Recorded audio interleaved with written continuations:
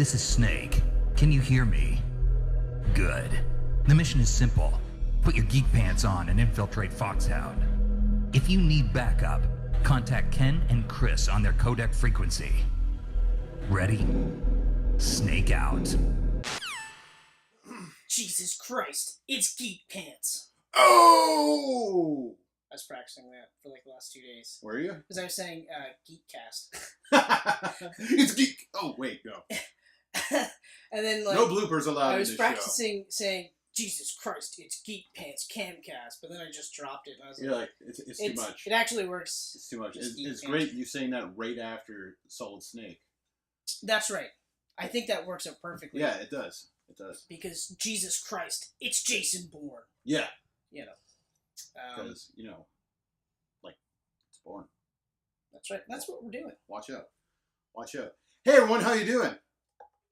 I'm here with the Mercier Identity, the Mercier Supremacy, the Mercier Ultimatum, Mercier Legacy, and lastly, Chris Mercier, everyone. You literally took all of them, so all I have to give you is the Kenneth sanction. No, the Levitsky sanction. Oh, we're gonna go with the book titles. Is that you one? took all the titles. We were supposed to go back and forth. I thought we were gonna go do a row. But then I'd be saying the same thing. Right. I thought you were just gonna... The Levitsky identity. The Levitsky identity. Yeah. The Levitsky supremacy. See how dumb this is? You got 3 more to go. Hit it. Levitsky supremacy. You did that one already. Oh, yeah, I did. Yeah. You ruined it. Now you gotta do an extra one. You ruined it by taking them all in the first shot. We talked about this downstairs. We were going to go back and forth. We didn't talk about back and forth. I was going to let you take it. I was going to let you take the lead, but you didn't. You kept just going, Jason Christ. Jason Christ. I'm glad there's no bloopers. The Levitsky Initiative. Right. The Levitsky Sanction. Yes. The Levitsky Protocol. Ooh, I like that one. I don't even know if that's a title. Actually, it should be. It should be. I know. The Levitsky Protocol. Let's hear it for Kenneth Levitsky. Oh, thank you very much. Yeah, it wasn't so bad. You got more knowledge of Bourne, so you were able to dive right into those book titles. I don't know if I told you this, but because I've told you I've tried reading the books a couple of times. Yeah. Okay. But I don't think I ever told you that I've actually watched the original made-for-TV The Bourne Identity movie starring Richard Chamberlain. I had no idea that existed. I didn't know that it existed either until I was strolling around at Walmart and I saw the Bourne Identity and I was like, oh, hey, what the fuck? You sure it wasn't one of those like bad B movies where they're trying to let's spell Bourne with B-O-R-N? No, it's 100% like it's straight up the Bourne Identity. Because that one does it more like the book. It's very close to the book. Okay.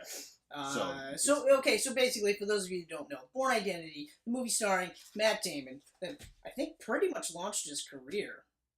Well, I mean, I would say Good Will Hunting did that. Yeah, but this movie pretty much launched his career. That's the one that made people go, wow, this guy can make money. Because I remember when Bourne Identity came out, it was 2002, I think. It came out the same summer as Affleck's Some of Years, and they had that bet going, who was going to make more money. Yeah, oh yeah.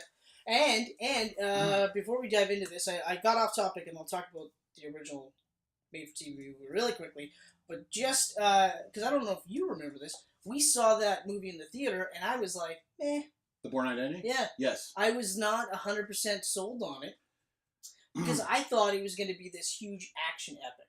Right. Wall-to-wall action. I didn't realize that it was really going to have, small action scenes that were awesome.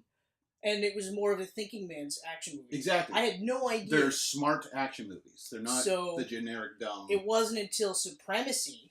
Yeah. And that was from Walmart, too. Girl that was working at Walmart, while I was working there, I was like, hey, what would be a good movie to watch? And she just pointed at Bourne Supremacy. She's like, that's amazing. I was like, really? I should buy that without watching it? She said, yep. So I did, and I was like, oh my god! Yeah, it's so crazy that you're like, I was ready for it. I was ready for it. At the time, I wasn't ready for it. And now you're a massive Bourne fan. Speaking of Some of All Fears, not that great. I haven't watched it in years. It's about as good as Ben Affleck's brand new back tattoo. He has a back tattoo? Oh, you haven't seen it? I haven't seen it. but I'm gonna look at it now. And once You're I gonna do that, have to once I do that, I'm gonna post it right here, and so while everybody you're doing can see it. Okay, so. Oh wow. Okay, so the made-for-TV movie. Okay. All right. So Richard Chamberlain. I don't know if you remember Richard Chamberlain. Nope. Okay. Name sounds familiar. When you see him, you'll go, "That guy." I remember you from a bunch of stuff when I was a kid. I don't remember what that was. Okay. But, Yeah, okay. all right. Anyway, But he's got the face. so Okay. so in this one, it starts kind of the same. Boat, bullets in the back type of thing. Amnesia. Mm-hmm. The where it starts to get really weird is that so in the Matt Damon movies, he's an assassin trained by the government to do off the books killings. Perfect, right? So when we see him do all this stuff later on, we don't question it because we know he's a highly trained assassin. Right. This one, they have him a former Vietnam vet, okay, but they have it that he's pretending to be this huge assassin to call out the Jackal, who is this big, huge assassin, Carlos the Jackal. And the books are very much trying, all three of the books, actually, the main ones that the movie got the titles from, Yeah. are all about killing the Jackal. Okay. Okay? Now So- the Jackal wasn't in the movies, right? No. Not at all. Okay, because like They don't touch the upon other that at assassins all. in those movies, they just call them the assets all the time. I don't. For the really, most part, they yeah. had names, but you don't really remember that. Clive Owens. His was, I believe, the Professor. The Professor. I believe he had a name. Anyway, Yeah. so a couple of quick things. Instead of buying Marie's ride, Bourne full-on kidnaps her. Oh. Right? So now she doesn't really like him as much. Right. Right? But then he saves her life, and naturally she falls in love with him. Okay. And then, so that's how that plotline kind of happens, and Then they fuck. yeah, they do. Okay, They good. do. Oh, spoiler. Sure, because like I don't think anyone that watches our channel is gonna be watching this movie. I watched it over the course of 2 nights on YouTube. What year did this come out? Was it from the 90s? No, late 80s. I want to say 88, 89, Well, how old are the books? mid 80s. So I it's can't come out remember. They're pretty older. close right after the books then. Yeah. Okay. So okay, but because when I mentioned the books, I tried the books. The books are very convoluted. Like I've said plenty of times, I love what they do with this. I love that it's David Webb, and then it's Jason Bourne, Mm-hmm. and then sure he's got a whole cache full of passports, but just the fact that it's that and that it's not.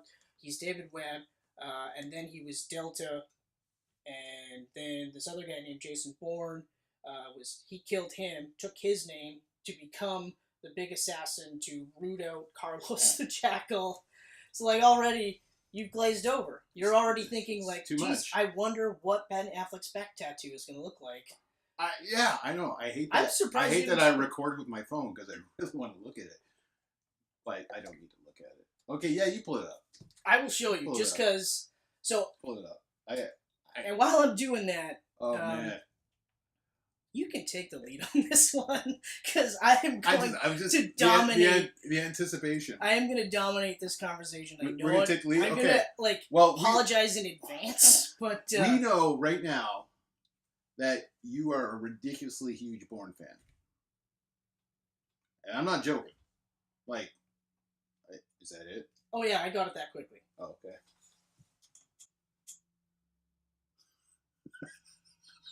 Exactly. What the fuck? Why? What is it? Is it like a griffin or a phoenix dog or? If anything, I would say it's probably a griffin Is or it rising from his or a- ass crack? phoenix. That actually would be more appropriate for the phoenix. I would love if the tail was coming right from the butthole. Cause like, and this is fresh. See, I don't like to make fun of Affleck. I don't like to 'cause make I fun. like Affleck as a person. I think he's a good actor. I love his directing. I think he's a great Batman. But then he does stuff like that. It's like, is that this decade's Geely right there? I mean, that is gross. No, hold on. That's gross. Geely is in a class all its own. Yeah, it's true. Geely will always be in a class all its own. Right. I forget that movie. Everyone else doesn't. Apparently. Oh, why is he Batman? He was in Geely. Dude, that was Yeah, I remember that 10 too. years ago. I man. remember that when they were saying that to the dude from Geely, and I was like, he's done other things. Yeah. He was in The Accountant. Been a full Which- decade. getting a sequel. Is it? Finally? It's getting a friggin' sequel. Yes. Oh, you know what man. else is getting a sequel? Equalizer. That one I knew. It's apparently coming this year, too. Yep, I knew that too. So that's awesome. Because, I mean, like, I love John Wick, but I enjoyed Equalizer more that year. Whoa.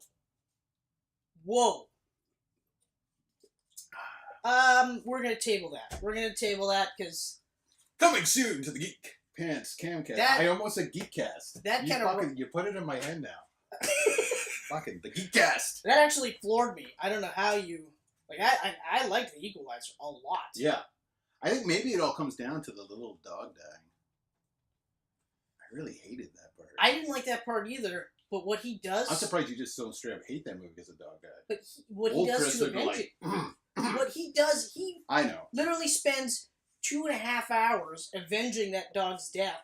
And I mean, okay, so the Equalizer had some sort of renown, right? Yeah. But people were calling him the fucking boogeyman. Yeah. They were saying things like, "Hold on, you stole whose car? Everything's forgiven." Yeah.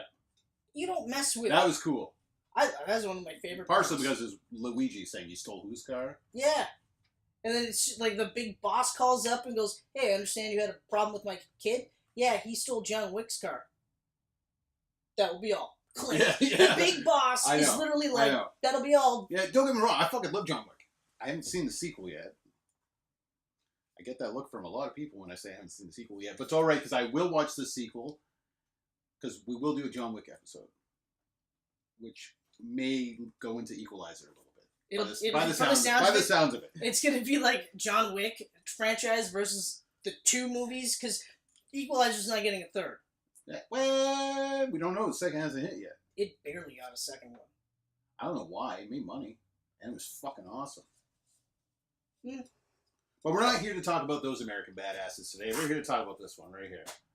Which I just realized while this is laying on the table, it's got a glossy Matt Damon head. And it's really catchy in the eye. It does. But I brought cue cards so I could try to keep up with you with Bourne. That's fine. All right? So it's not a competition, even though I said you wouldn't be able to. It's not a competition, so... I almost want to just start at Legacy to get it over with, but we'll start with Identity. I think we should just go in order, and then we'll do our favorites. We'll do it. You know? Yeah, we'll save that for the end. That's right. All right. All right, so the Bourne Identity. Okay, I'm just going to start off with the first shot with him in the water. That's iconic now. Oh, man. As soon as I rewatched these movies, because I rewatched them starting last week. And the opening score. And I'm really happy that music. Hang on. John Powell was the composer of that movie. Yep. I'm really happy his music stuck with the whole series. Oh, man, yeah. Because his music, along with Moby ending every credit. Yep. Because that was the thing. I watched Jason Bourne for the first time last night. And I was like, when it got to about 3/4 through, I was like, better have Moby. You better have Moby. And when it was there, I was happy. Of course. Because that is Jason Bourne. It's so weird, too. That music and that Moby song goes up the movies. Like, you'd never... As much as Matt Damon. Yeah, you'd never think of it, but in fact, Moby has done more Jason Bourne movies than Matt Damon. That's true. By one. By one. By one. That is a very funny statistic. Yeah. Just figured that one out on my own. All right. Okay, so I got 2 of my points done already. That's good. Doug Liman's direction in the first one is amazing. Yeah. It is amazing. It's amazing. I'm gonna go a little into Supremacy just by a tad right now. Paul Greengrass took over as director with Supremacy, and he did all the other Matt Damon ones after that. Yep. But at first, his direction, the shaky camera work and everything, was very distracting. For me. I think it's only distracting because you were watching them so close together. Yeah, but even back then, when he took over, really, eh? When I watched Supremacy, I wasn't so sure about the shakiness. Well, but then again, when I watched Supremacy, I was still far enough removed from Identity, and I was like, I don't know about Identity. And like I said at the beginning, like now I like. Whereas I loved Identity, I watched the first 4 in the theater. Yeah. Only missed the 5th because I was broke as fuck at the time. Yeah, that's right. So I didn't watch Legacy in the theater. I only watched Ultimatum and Jason Bourne in the theaters. Oh, and Identity, yeah. That's and right. Identity. I skipped Supremacy for some reason. Supremacy is really good. Anyway, but we'll get to Supremacy. But yeah, Lyman's directing. Yeah, he's got Tony Gilroy's like. His writing? The script was like, I know that was one of those ones where they went through a whole ton of changes, especially towards the end because of 9/11 and everything that came after that. Like, I remember in that documentary they were saying, like, no explosions. We're never going to be able to do explosions. And I always find it funny that they're like, yeah, because of 9/11, we're never going to have explosions in our movies. like there was worse things that came out of 9/11 than your movies, but boom. I guess Michael Bay didn't have the same opinion because he was like 9/11, more explosions. Yeah, he probably was just like, we need upward camera shots, we need solar flares, and we need explosions. What about plot? Plot. Work around the explosion. The number one character in my movie is the explosion. I did plot movies at the beginning of my career. I don't have to now. Yeah, and he really didn't either. I mean, Bad Boys was probably the one with the most plot. I was just going to say, well, Bad Boys 1 and 2 had plots. Yes. Like, it actually had plots. They had plots. Where you went, like, oh, okay. Which is why he doesn't want to make the third. He's like, I'm not making any more plots. I thought I told you guys, I'm done with this shit. I'm done with plots. Where's another 80s childhood fantasy you that want me to make a movie about a roided up Mark Wahlberg and The Rock, I'll do it. But that's as far as I'm going to go into plot territory. Right. Yeah, so Doug Liman, and I love Doug Liman. Everything after Bourne Identity is great. Yeah. I don't think I've ever watched a movie I don't like of his. What else has he done besides that? Legacy? Mr. and Mrs. Smith. Okay. That's alright. Edge of Tomorrow. Oh, that's right. That was so good. He did Edge of Tomorrow. He did, what the fuck else did he do? Yeah, it'll probably come to me eventually. Yeah, no, it's one of those ones where eventually he's done quite a bit. I know a list, and then I'm like, oh, yeah, and then I forget because, whatever. Yeah, so he's a good director.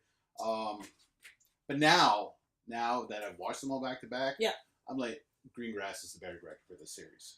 It was just such a jarring change from that one to Supremacy. But actually, having said that, though, I like that we have the two differing ones, because, like, in the first one, it's a very contained movie. Same with the second, and of course the third. Well, although the third is a little bit more branched out, we find out towards the end. We'll get to that. But like, I like that you have this completely different director do this movie, so that way when you look at the other two, he's obviously I feel the same way. Greengrass is the better of the two. I don't think I would have liked Identity as much if Greengrass directed all three. No. Because, like, one of my favorite things about these movies is that, unlike every other movie where the character has amnesia, we usually know the story beforehand, whereas in these movies, we're finding out everything as he finds out. So, exactly. We're able to sit there and go, oh, okay, we're forming our own opinions, right? So, I feel like that cleaner shooting style worked for the origin, so to speak. And then once he starts finding out more and things become more chaotic, especially with the flashbacks. They really become chaotic. Like, Identity is on a much smaller scale than Supremacy and Ultimatum. Yeah. Much smaller. Like, exactly. It's more contained. It's got as much of a love story to it as... Yeah. Like, it doesn't have... Though Marie is very much the heart and soul of that first trilogy. 100%. Because even in Ultimatum, when what's her name? I can't pronounce it. It's Frankie German. Patente, is that what you're going with? Franca Patente? That's what I'm going with, yeah. Okay. Yeah. Amazing actress. I love Franca Patente? Franca. It's probably Franca. It's probably Franca, because she's German. But Run Lola Run is a great movie, so I was really happy. Crazy. That was really happy to see her in this. Yeah. But even though she's not in Ultimatum, which we'll get to, you can still, like, she is still the center of that. Like, everything he's doing is because of her. Exactly. Yeah, I mean, like, we'll focus more on Identity, but yeah, like I said, getting back to your points, I'm just, I like that we have two different directors in this, so that you have that sort of, like I said, like, you could watch Identity and be like, okay, all right, and then it makes sense in the later movies that you have that different view. It becomes more chaotic, so the directing becomes more chaotic. Exactly. And I do feel, while, like, the handheld cut sort of fighting style is, a lot of people complain about it, I actually think the fight scenes are better done in the remaining two, like Supremacy and Ultimatum. Yeah. The fight scenes are better, but they're still really, really good. Well, they're not as hand to hand in Identity, though. You know what I mean? Like, The field shootout with Clive Owen is amazing. Yeah, well, but right away, the beginning, like when he's, right away when he's on the bench, he's sleeping on the bench, and the two cops are like, "Hey man, where's your papers?" And he's just like, "I just want to sleep." Mm-hmm. And then the one tap of the and then billy club, boom, and it's just like, poof, and you just like you feel it like right away. You're like, whoa, and it's like 3 seconds, but if you look at it enough, there's a couple of pretty crazy moves in there, but he takes them both out, grabs the guy's gun, and is literally like this, and then you get that first hint of like, what the fuck? And then gone. Right? Yeah, you're with him in that moment. When he's like, what the fuck? You're like, what the fuck? And that's what I mean. Like, you're with him every step of the way, right at the beginning. Right at the beginning. Like you said, the iconic shot, he's in the water, we're in the water with him. Mm-hmm. You know? Mm-hmm. They pick him up on the fishing boat, they take the bullets out, they take the tracking beacon, or not tracking beacon, it's got the bank account information, the account number in his hip. Yeah. You know, and then there's that scene where, like, he's asking himself who he is in the mirror in, like, the different languages that he can speak. Mm-hmm. There's no idea who he is, how he got to where he is, but he knows all this stuff, you know, and you, like, every step of the way, you're just like, huh, whoa. And then there's that scene, then, of course, there's the bank scene, where then he starts to figure out, okay, well, I might be Jason Bourne, I might be, David Kane, or whatever the other aliases were. Yeah, what was that guy's? Well, that alias was a big part of the first movie. Well, yeah. John Michael Caine. That's John Michael Caine. Yeah. You know, and then there's like a whole bunch, and like, you're just like, whoa. Yeah. So, yeah, like that's, and even like in Supremacy and Ultimatum, there's still that aspect where you're finding out stuff as he finds out. So you're able to be like in the moment all the way through, and that's, I think, still like one of the reasons why I just love these movies so much. Because think of it right now. And talk about like the quick cutting of the editing with the fights, you know? Like he does hand-to-hand fighting in the first, but it's mostly just taking guys out. Yeah. There's not really anyone to challenge him in the first movie. Right? In his apartment, remember? Oh yeah, briefly. Guy comes in through the window. Yeah. And that's where we get this scene that's where... that one part, yeah. You know, he's like fighting the guy and he's got blades and stuff, and then all of a sudden, Bourne's got a pen, and you're just like... Jesus. Yeah. So like, I mean, that was one of the things that like you got to give credit for Lyman. And I was like, and Gilroy. Yeah. To literally suddenly he's got a pen, and he's fighting this guy and kicks the fuck out of him. Yeah. You know. So yeah, like I mean, that was a good first like hand to hand. And you're right, like the later ones. The later ones have a lot more of it. I think a lot more people. I'm sorry, later in the movie. Yeah. It's more or less just. It's more gun related. Yeah, well, it's the shootout with Owen, and then, the apartment, the body surfing down the stairwell. Yeah. I hate Robot Chicken for wrecking that for me, though. Oh, what'd they do? They had him on... It's still the same scene, but it's like if it was real, right? Yeah. So, like, both hit, and then, like, Bourne bounces off, but because it's the impact, right? So they both hit. He breaks his leg. There's, like, bones shooting out of his leg and stuff. You're like, ah. It's so true, though. But, yeah, you're like, I get it. It's true. I'm glad they don't really make him, like, that much of a superhuman at all throughout the rest. That's pretty much the one scene where you're like, what? No. Yeah, no, there's another one. There's another one. Is there? We'll talk about it. It's later movie. We'll talk. Movie? Okay. Yeah. Okay. But, like... that's still really, like, hokey, though, to me.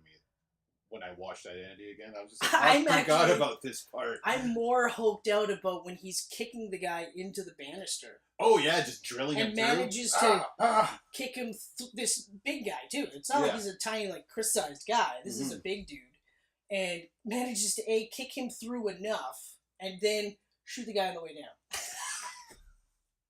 Those are the two parts. Like, yeah, and like I said, Robot Chicken wrecks it for me in that regard. Because you're like, well, he wouldn't just have a limp. No, he wouldn't. Pretty fucked He'd be up. pretty destroyed. He'd be pretty fucked up, you know. And sometimes I think, is the limp because he spent like 4 to 5 minutes kicking the guy through the banister? Probably accidentally need the banister. Oh, you know, like, son of a bitch, I twisted my ankle. Oh, man. Whatever. Hope that guy bang. From the way quicker just to throw him over. You know, but, and you mentioned Marie being the heart.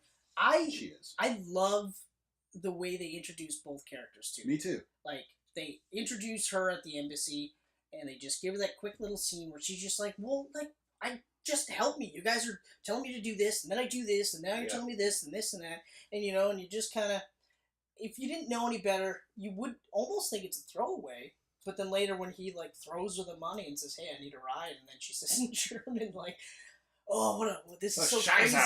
You know, this is so stupid. And he's just like, you'd be stupid not to, or something like that. I can't remember exactly what he says. And, you know, and then my favorite part, though, is she's just like, yeah, I don't think so. And he goes, well, can I have my money back? And then, boom, scene cut to them driving. I'm like, that's still so awesome that he's just like, here you go. You can have double that if you take me to Paris. And then she's like, I don't think so. Can I have my money back? No, get in the car. Yeah, we're driving. No. And that's after the embassy scene, which is what I love about the embassy scene. Yeah, like, because we have the park, we get a feel for the guy as a fighter. Mm-hmm. With the embassy scene, we get a feel for the guy as an actual intelligent guy. Like, this isn't just Steven Seagal who's kicking the hell out of people who doesn't know shit. This is a guy that literally goes, okay, hold on. Here's the map. Here's the guy's radio. How do I get out of here? Okay, all right. And then evades everyone and then gets out climbing down the wall of the building, does a superhero pose. He lands, does a superhero pose, and I was like, yes! Deadpool would be proud. Yes! You know? No, I love that part. That whole embassy scene is awesome. So good. Like, so honestly, it's been such a long time since I watched these, and I don't know why. I got a lot of fucking movies to watch, as you can see. Yep. I was like, fuck, I need to rewatch these sooner next time. Oh, man. It's so good. I'm going to do a sidestep. What I love, another one of my favorite things, is how the Bourne Identity started off as a movie where people are like, it might make money. Mm-hmm. It might not. And they certainly do it in a way where they could do a one and done, and that's it. Oh, easily. They leave it where it could be the end of the movie, no need for a sequel, and that's that. Mm-hmm. But what I love about it is not only did it make money, did really good, but it changed the industry. Because exactly. That's actually one of my later notes, but let's get right into that. Yeah, because it changed the way action movies. James Bond. 100% changed James Bond. It changed James Bond. It actually helped shape Batman Begins. Batman Begins? Which of course really hammered through, because when this came out, the Bourne Identity came out, I think it came out shortly after Die Another Day. Or Die Another Day came out after it. It was the same time frame. Die Another Day, I think they're the same year. I don't have Die Another Day. Yeah, it's the same. It is the same year. I'm almost certain though that Die Another Day came out first, and I remember that one, and that's one of those ones we'll get to as well. I want to say that's the 2002. Yeah, that's where Brosnan is the best James Bond he's gonna be, because he gets better all the way through, but the movies just get worse and worse. And I remember watching that one and just being like, wow, what the hell are they doing? And then you watch this and you're just like, whoa, mm-hmm. Because, so like now you get Casino Royale where there's next to no gadgets. There's a lot of hand-to-hand combat. There's a lot of running and climbing and stuff like that. Batman Begins, a lot of that. And Casino Royale actually came after Supremacy. Yes. And it's funny because Casino Royale is a love story, which ends tragically, and kind of shapes James Bond, Daniel Craig's Bond, throughout the entire rest of the series. Yep. Identical to Bourne. Yep. Identical. Mm-hmm. Now you get thinking man action movies in the James Bond series. Right. Where you didn't really have that. You get them every once in a while, yep. But towards the end of Brosnan's run, it was just getting more and more ridiculous. Ad placements like mm-hmm. crazy, invisible cars. Lasers from space. Exactly. So... the Incredible Hulk. Yep. The whole beginning of that movie was right. Totally boring. So it's just like, so thank you. Yeah. Oh, thank you. Smarter action movies. It's crazy. I would like to see a smart action movie with the dumb action stars of the 80s. I think that'd be funny. I don't think you could do it. Imagine Van Damme in a smart action movie. Wasn't that the Expendables too? That was pretty smart, actually. So... That was just amazing. Or wasn't it JCVD? JCVD. Because that was a smart... JCVD is amazing. That was a smart movie. It wasn't really an action movie. No, that's right. A lot more dramatic. Really. Anyway. Watch JCVD if you haven't seen it. Oh my god, yeah. We won't do a whole camcast about it, but fuck, it's good. That's right. And maybe we will do one. You never know. One day. I mean, You never eventually know. we'll run out of material. That's Okay, right. so What else do we got here? back to Bourne. I want to talk about the series is always great for villains. Chris Cooper and Brian Cox are amazing in this. Really good, really good. I like. Actually, hold on. I'm going to say this real quick. Yeah. Because I don't want to forget. Another thing I really like about this movie is how organic the relationship between Bourne and Marie It is. evolved. It's very. It starts off literally as a business transaction, and then it starts to turn right when she's just like, "Oh, I've been talking for an hour and you haven't said anything." And he's just like, Don't like, stop. "No, don't stop. Go Yeah. on." I've had a headache like for the last couple of weeks, and it's now just starting to go to the back here. Like, no, trust me, go on. She's like, "Oh, okay," and it goes from there. And there's like, there's times where she just like that's where she's like, "I don't know what the fuck's going on with him. Like, I don't know who he is. Oh, you are a killer." But then goes back, and at no point in time was I like, well, of course they're gonna get together because they're in the same. Like, you know that, but at the same time, it was like 100% believable all the way through to the point where I was like, did they date in real life? Mhm. Like after this movie, Mhm. they didn't, but I wouldn't have been surprised if they did. Yeah. You know, the chemistry was there. Everything that they did between the two characters was really believable. But just yeah, like at no point in time was I eye rolling, you know? No, I wasn't either. It was just even like, like 3/4 or so throughout the movie there, where she leaves, he sends her away. yeah, He goes off and does his own thing on his own to finish it off. Yeah. And he goes back to her. Like they could have had him not go back to her. That could have been her end or of they the could have story. killed him like they at one point planned on doing. Yeah. But Yeah. yeah, you're right. Like they didn't have to do that part. There is actually a second ending, which I'll touch upon too. Okay. Yeah, but anyway, so I love the ending we got though. oh, me too. When she Oh, me too. when she's there working and stuff, and he walks in, and what does he say? He makes like this comment. She doesn't really realize it's him at first, and then I he can't makes remember another now. comment, and it clicks in. And you see it on her face, and she's like, "Oh my god!" And she turns around. I can't remember now, but I just remember being like, yes, I was so happy, you know. and then so sad because I knew what was coming in the next movie. But That's you right. know, That's right. But like, so that was really great. But okay, so because you mentioned Brian Cox, and Chris Cooper, yeah, so good. they're so good in this movie. So good, and it's and this is where like this is another one where the book differs. The book differs in that Conklin isn't a bad guy. Okay. You know, Conklin, and later on the Brian Cox character. Not Hirsch. Hirsch is the creator of the other guy, Abbott. Yeah. That's right, Abbott. So Abbott, they're like buddies with Bourne.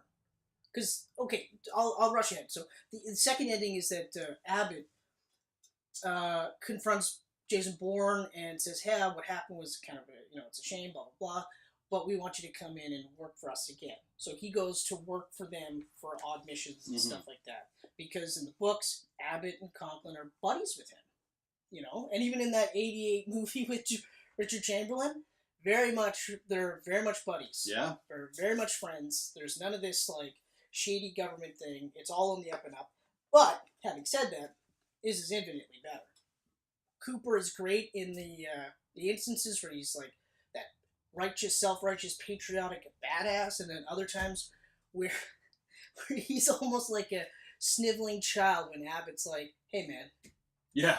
like you said you would get Bourne, now you didn't get Bourne," and that the original hit, Wombosi ends up getting killed, right? Because that was the original mission. Mm-hmm.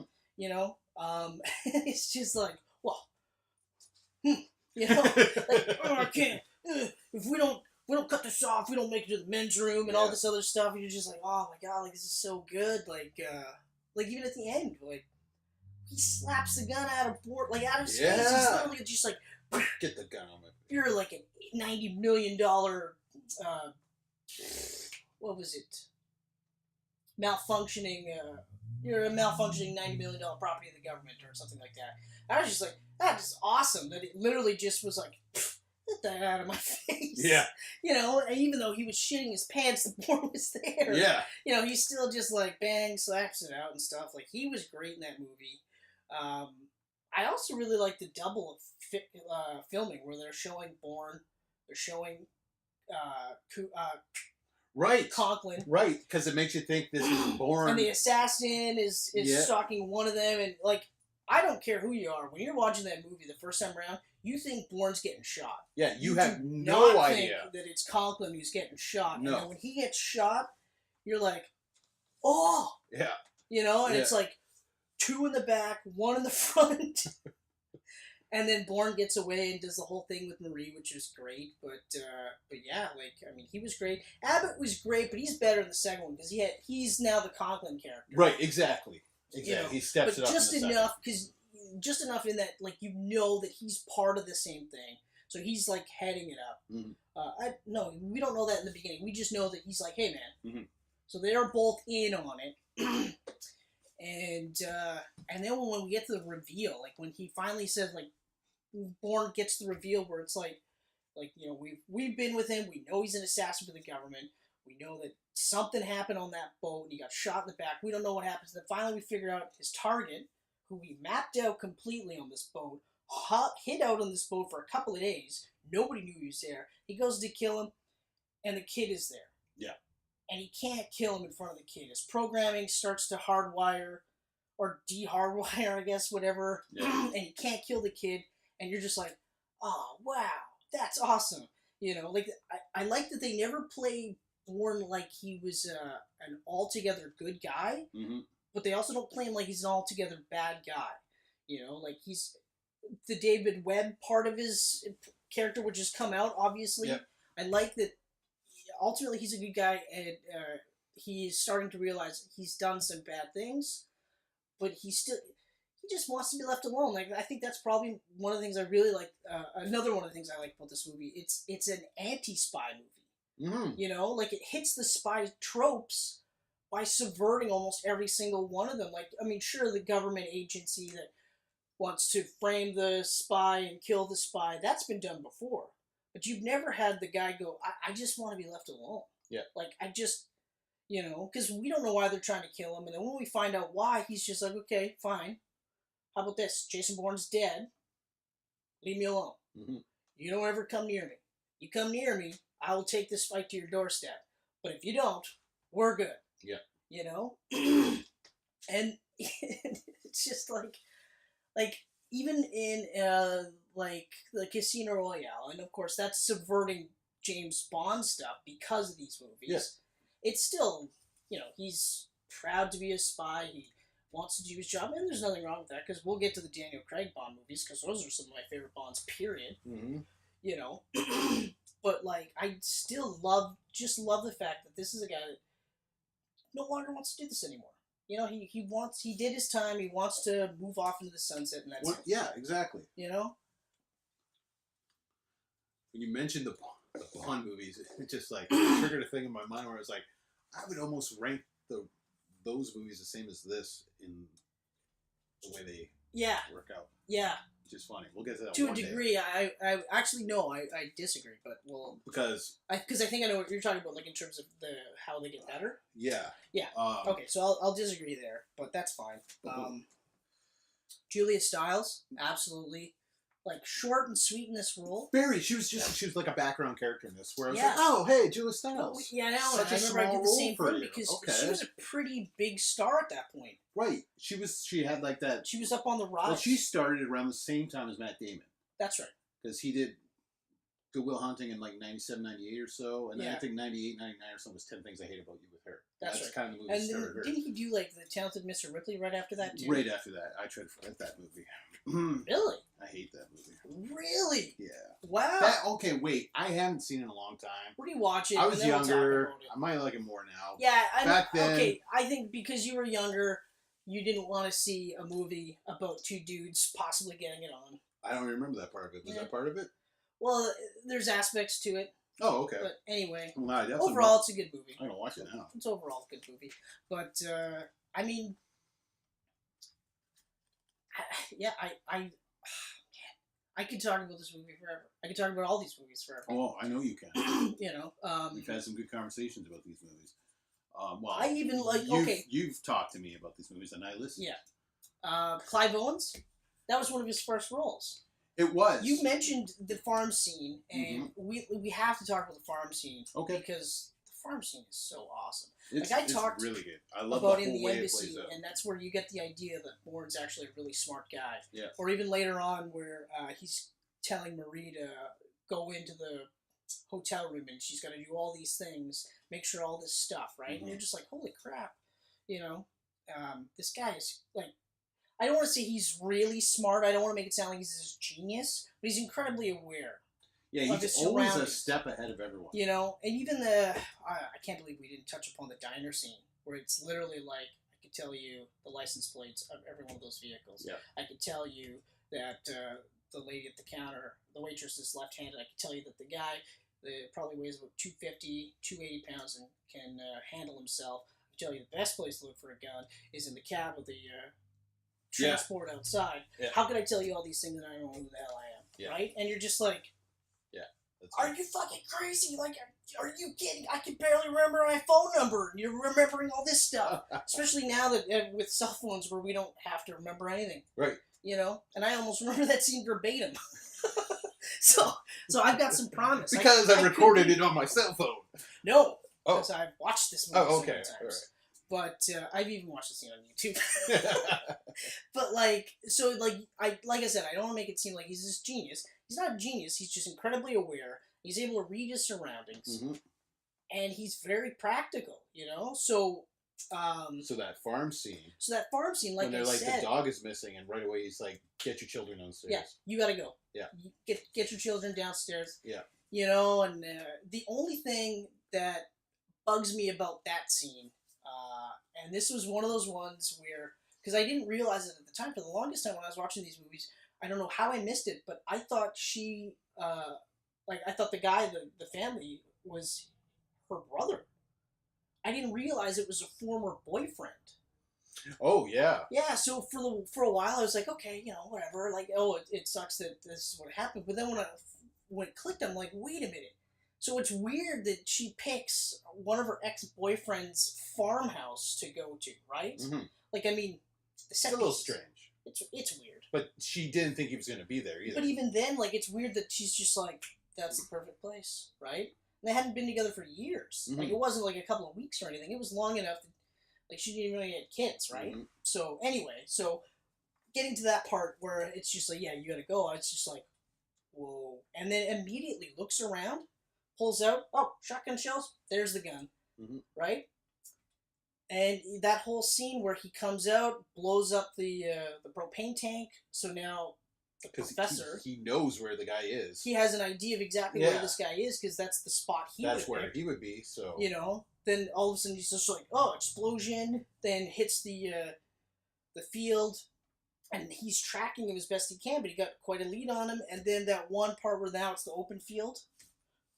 Birds fly up. Yeah. You're just like, what the like? I know. Are you kidding me? It's so good. It's so good. And then actually clips the guy in the arm, you know, before he can like kill him. Mm-hmm. And then he says the one line, and they echo this line quite a bit, but I love it where it's just like, "Do you get the headaches?" I get them so bad, or something like that. But then he goes, "Look at what they make you give," you know, and I'm just like. On its own, that's a great line because Bourne has spent the entire movie just trying to figure out why these guys are after him. Yeah. And now, this whole point now is to just stop it. You know? Because he's starting to realize this is what I gave up. I don't want this anymore. I want to do my own thing. And, yeah, that farm scene. And that's the scene they were talking about, where they fought to get that scene in there. Because of the explosion. Because 9/11 happened. God forbid we have no more explosions. People died, but never mind. Yeah. But, you know, they fought hard for that one. Yeah, it was pretty fresh. I'm glad that they got that scene. Yeah, well, I mean, it had nothing to do with buildings blowing up or anything. It's not like in the later movies in the series where they're fucking destroying downtown Vegas and whatever, fucking Grand Theft Auto style. Yeah, exactly.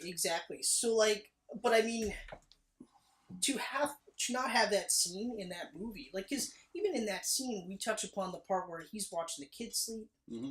you know, and you're starting to feel like, you really feel like, okay, this is something I want. Like, I want to have what this guy has, Mm-hmm. but I can't because of the life that I've lived. So, you know, like, just from start to finish, it's just one of those movies where, like I said, like, it's an anti-spy movie. Yeah. He wants nothing to do with this. He just happens to not know who he is, but has these crazy abilities, crazy training, I should say. Mm-hmm. And then it just beautifully shot, beautifully written. The score is amazing. Everyone in this movie is great. Yeah. There's not a bad role in this movie. No. Like, even Julia Stiles is a quick role. Abbott's a Very quick role, but they just nail it. So right away, you're just like, oh, okay. And that's the thing this series is really, really good for. Even the movies that aren't as good, they always have great actors. Yes. Great actors and great characters. That's right. Like, every movie, like, the side characters are on par with pretty much no other movie. Yeah, Like, it's the amazing. actors they get in this flesh them out series. just enough where Yeah. they could now, like, some of these other characters can show up in, like, Legacy, for instance, Mm-hmm. just kind of on the outside, and not only do you go, oh, you're like, oh, yeah, it makes sense that he, you know. Yep. So yeah, like, I mean, for the beginning of one of the greatest action franchises in the history, couldn't have started any better. No, I You agree. know? And like I said, I agree. if Greengrass was directing it, I would probably still like it. I don't know if I'd like it as much. Yeah, I think Doug Liman was the perfect director for that first movie. Absolutely. Do you have anything else in your notes to add here? That is, we're on the Supremacy notes. I'm thinking, no, we're done. All right, so And you got a little tune. So. Hmm? And you got that little tune for me while I was looking at my card. that's right. Okay, anyway, Supremacy. We've wrapped the identity. We head into the Supremacy. That's right. I guess I'll just say that Julia Stiles, Nikki, becomes a much larger character in this film. Yeah, And continuing so forth. But, right. Right. But again, doesn't feel forced. Doesn't feel forced. Not at all. I like It when makes she sense why showed they up. would want her there. That's right. That's right. I think we're getting ahead though. So like right away, what we see is we see flashbacks. We see the flashbacks. So this is flashbacks Because stuff. it kicks right off. Good happy life with Marie on the beach. Yep. Everything's perfect. Yep. But crazy fucks in the CIA still want to kill him. But there's a reason for that. There's a reason for it. Yeah. But there's still. But it makes sense. What I like. So they have the flashback, and you know, like, it's a recurring thing where he's having trouble sleeping. You know, and I just love the part where it's just like, well, did you write it in the book? He's just like, no. Well, that's what we do. And he's just like, it's always something bad. That's why we do it, because sometimes you'll get something good, right? And he's just like, I remember something good. And you know he's talking about her right away. She knows it too, and you're just like, man, like, they still fit so well together. I know. You know, and it's partly disappointing that they didn't have a baby, but at the same time, I'm glad they didn't, because obviously that baby would have to die, because she dies in this movie. Yeah, right near Real the beginning. quick. They introduced the new asset, which is Carl young Urban. Carl Urban. Yeah. In one of his first roles. This is one of his first roles. I think he's... What nationality? Is he actually Russian? Urban? No, I don't think he's Russian. I think he's American. Really? Yeah. I thought he had an accent. I thought he was one of those I could be wrong. foreigners, to be rude. Yeah, it says a couple Canadians. Yeah. Well, we're in Canada, so everyone else would be foreigners, so... Blame Canada. True. Well, okay, but like, before but she he's gets playing killed, a Russian in this, so yeah, the Russian before she accent. gets killed, though, there's a operation that the CIA is doing, and it gets fucked up royally, and all of it is blamed on Jason Bourne. So that's why they start looking for Bourne again. Right. Because the guy, Carl Urban's character, I wish I remembered his name. He has a weird, I don't think I even wrote Some down. sort of Russian-sounding name. Yeah. But anyway, he's the guy that messes up the initial mission in the first place and pins it on Bourne. And of course, he's got to go kill Bourne because he's got to tie it off. They love saying that too, by the way. We got to tie this off. Yeah. You know, and that's the impetus for this movie. So she gets killed by the asset, and I love the scene, but I also hate the scene because you saw it coming and it made it better. You saw it coming. As soon as they switched are you going to do it? I was like, oh god, no, he's going to kill her. And then when it happens, you're just like, oh. It still breaks my heart. Because in the theater, I was just like, I was emotionally wrecked watching that. I was emotionally wrecked. I watched it the way he's movie. trying to revive her, and he just lets her like float off into the water, in that like, green water, and she just fades and there's away. just that light coming in. Yeah, and he's trying his best. He knows she's dead, but he's just trying. Yeah. And then like that angelic float away, and you're just like, oh my god, that's so brutal. So it really. And then right away he torches his house. Yeah. But keeps the one picture. The one photo. The one I'm getting picture. fucking emotional just thinking about it right now. You know, and he's just fucked. And now he's got to get to Berlin. It's so sad, but it needed to happen. Exactly. The story needed that. And this is the part where I was getting it with the first movie. They ended it in a way where we didn't ever have to revisit Bourne and Marie. We never had to. No. Okay? But when they did, at no point was I just like, ugh. Why did they do this? It was like, okay, all right, and everything makes sense. Yeah.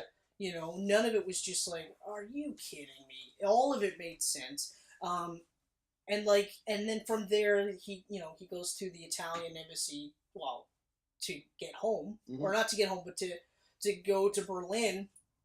I love that scene where he takes them out in that office room. Like the whole time he's just like this, and you got the one blowhard agent. He's just like, I don't know what you did. I don't care. One way or another, you're gonna play ball. Just like, and we know what shit this guy is gonna get into, but it's still just funny that like, because you've seen blowhards like that where they're just like, yep, I'm a CIA agent. You know, I'm stationed in Italy. I'm a big shot, and he's never come close to touching a guy on this level. You know. And then that whole quick scene, just smack, smack, smack, gun out. Okay, you guys are laid out. Now he's free. Yep. Clones the guy's phone, steals the cars, gets out of there, and then that's where he starts hearing from Pam Landy. Right. Joan Allen, so fucking good. Yeah, so he's having the visions or the flashbacks of a mission in Berlin, and she mentions he was in Berlin, so he's like, well, I'm going to Berlin. I don't know what the hell's going on. And yeah, Joan Allen, wow. So good. So good. And even better in Ultimatum. But in this, so damn good. So good. And I liked her because she starts off being like, okay, well, we gotta get Bourne. We gotta get Bourne. We gotta get Bourne. And when she starts finding out some of the same stuff that we find out as Bourne finds out, she starts doing the same thing where we go. We're like, well, we know because we watched the first movie. But she starts going, well, hold on a second. We're not after Bourne. Like, we can't kill him. Like, why does everyone want to kill him? Because everyone's doing all this shady shit. Yeah. You know, and she's the only fucking good one. And she's the only one that's sitting there saying, like, wait a minute. Yeah. You know? She's great. And then, of course, that's the reason why they bring in Julia Stiles' character. Because... Exactly. Because she was the only other person from Treadstone. We find out that she was his handler, and she was one of the cast-offs from Treadstone that's still alive. You know, and they start looking at the books and they realize that Conklin had a personal fortune that was off the books, and that that was a big deal that he had with the Russian bad guy, who of course is having Karl Urban. And I love that Karl Urban's character they played him up like a nameless, nondescript assassin. He's actually a cop. Yeah. Which I thought was great. Secret agent or something, right? Russian Special Forces or something. Not like Special Forces, but he was a higher up. Yeah, he's higher up. You know, and I thought that was great, you know. Because we'll get back to him. Because he disappeared. He kills Marie, and then because he thinks it's Bourne. He's gone right till the end. He thinks it's Bourne. Yeah. He thinks Bourne's dead, so he says it's done. He goes to parties in that all-day Russian bar. Yeah. Yeah. He's and that's it. You don't see the other character until like they start realizing that Bourne's alive. You know, what was it? Oh yeah, because Bourne is looking for other guys. He's looking for Treadstone. He thinks Treadstone's still alive, so he's looking for other agents of Treadstone, and that takes him to the one guy's house, and they have that awesome fight scene where the guy's got the tie straps around it, and there's the Venetian blinds, and it's just brutal. Like, it's the first real fight scene, and it's just these two agents going at it, and the guy gets a knife, Bourne rolls up a magazine. You know? And you're just like, what? And he beats the fuck out of the guy with the magazine, and then ends up killing him, and you're just like, wow, this is so crazy. You know, the fight scenes are definitely dialed up, and the hand cam, the shaky hand cam, I think, really adds to the frenetic pace of these fights. It does. 100%. You know, and like I said, too, like when we're talking about Identity, I like that because it's all hand cam, for the most part, you know, you're brought more in closer to him, so you're feeling how crazy it is that this guy's like, well, I have flashbacks about Berlin. Mm-hmm. You're talking that I was in Berlin and I did all these things, but hold on a second, this doesn't make any sense. And now they're trying to rectify it, and of course, people are trying to kill him. Yeah. You know. And the interesting thing is the swears. There's actually swears in these movies. Only in the first two. Mm-hmm. Like in the first one, he says, fuck it, and tells her, I don't remember anything for the last 2 weeks, right? Up until the last 2 weeks. But then in this one, when he's kidnapped Julia Stiles' character, and he's got her by the gun, and he actually drops the F-bomb again. I remember, like, being surprised by this, because generally you're like... Well, you're allowed one fuck for every PG-13 movie. Oh, I did not know that. That's a rule. You're allowed one fuck. They certainly made it count. You have two in there, it's restricted. Ah, okay. So they it's certainly a made very it count. weird rule. Yeah. But hence why Wolverine was able to say fuck in a lot of the X-Men movies. Okay. All right. Yeah. Okay. So, I don't want to get too scatterbrained on this one, but, like, I love that fight scene in the guy's house. Yeah. You know, because it's brutal, but it's awesome because he has the magazine, and then they end up using the power cord to choke him out. Mm-hmm. And what I also really liked was that it felt like Bourne could lose at any point in time. Yeah. You know? And then at the end, they have the scene where he's washing his hands and stuff, and you could just feel like, I almost felt bad for him in these movies, because he doesn't want this. He doesn't. He doesn't want any of this. He wanted to have a happy life. You know? Like, even at the end where he's got Abbott, right? But I love how he doesn't kill anyone, because he's like, she wouldn't want me to. He's like, I was halfway around the world. Mm-hmm. He's like, there's nowhere you could go that we wouldn't find you. You know? Murray was dead the second she got in that car, and you're just like, fuck, buddy, like, lay off him. Yeah. He knows this. He tried his best to just live that, and then, of course, it's the tape recording, right? And he's just like, she wouldn't want me to. And I love the look on Abbott's face where he's like this, and then he just, fuck, like, head down. He's like, son of a bitch. So, so many great scenes in this movie, too. Like, that fight scene was great, but I even love the scene where he's got the sniper scope. Yeah. Oh, yeah. You know, and he says, like, there was a girl in Paris. I want that girl. And they're just like, I don't know what you're talking about. Shouldn't be too hard to find her. She's right beside you. I know. They're all like, what? What? Look out the window. He's watching us. You know? And, yeah. And then that whole scene where, like, he, again, like, just so good at reading the scene, evading everybody. Like, you know. Yep. I find, like, this one is a bit more believable, too. There isn't too many parts in this movie where I was just like, what? It's way more believable.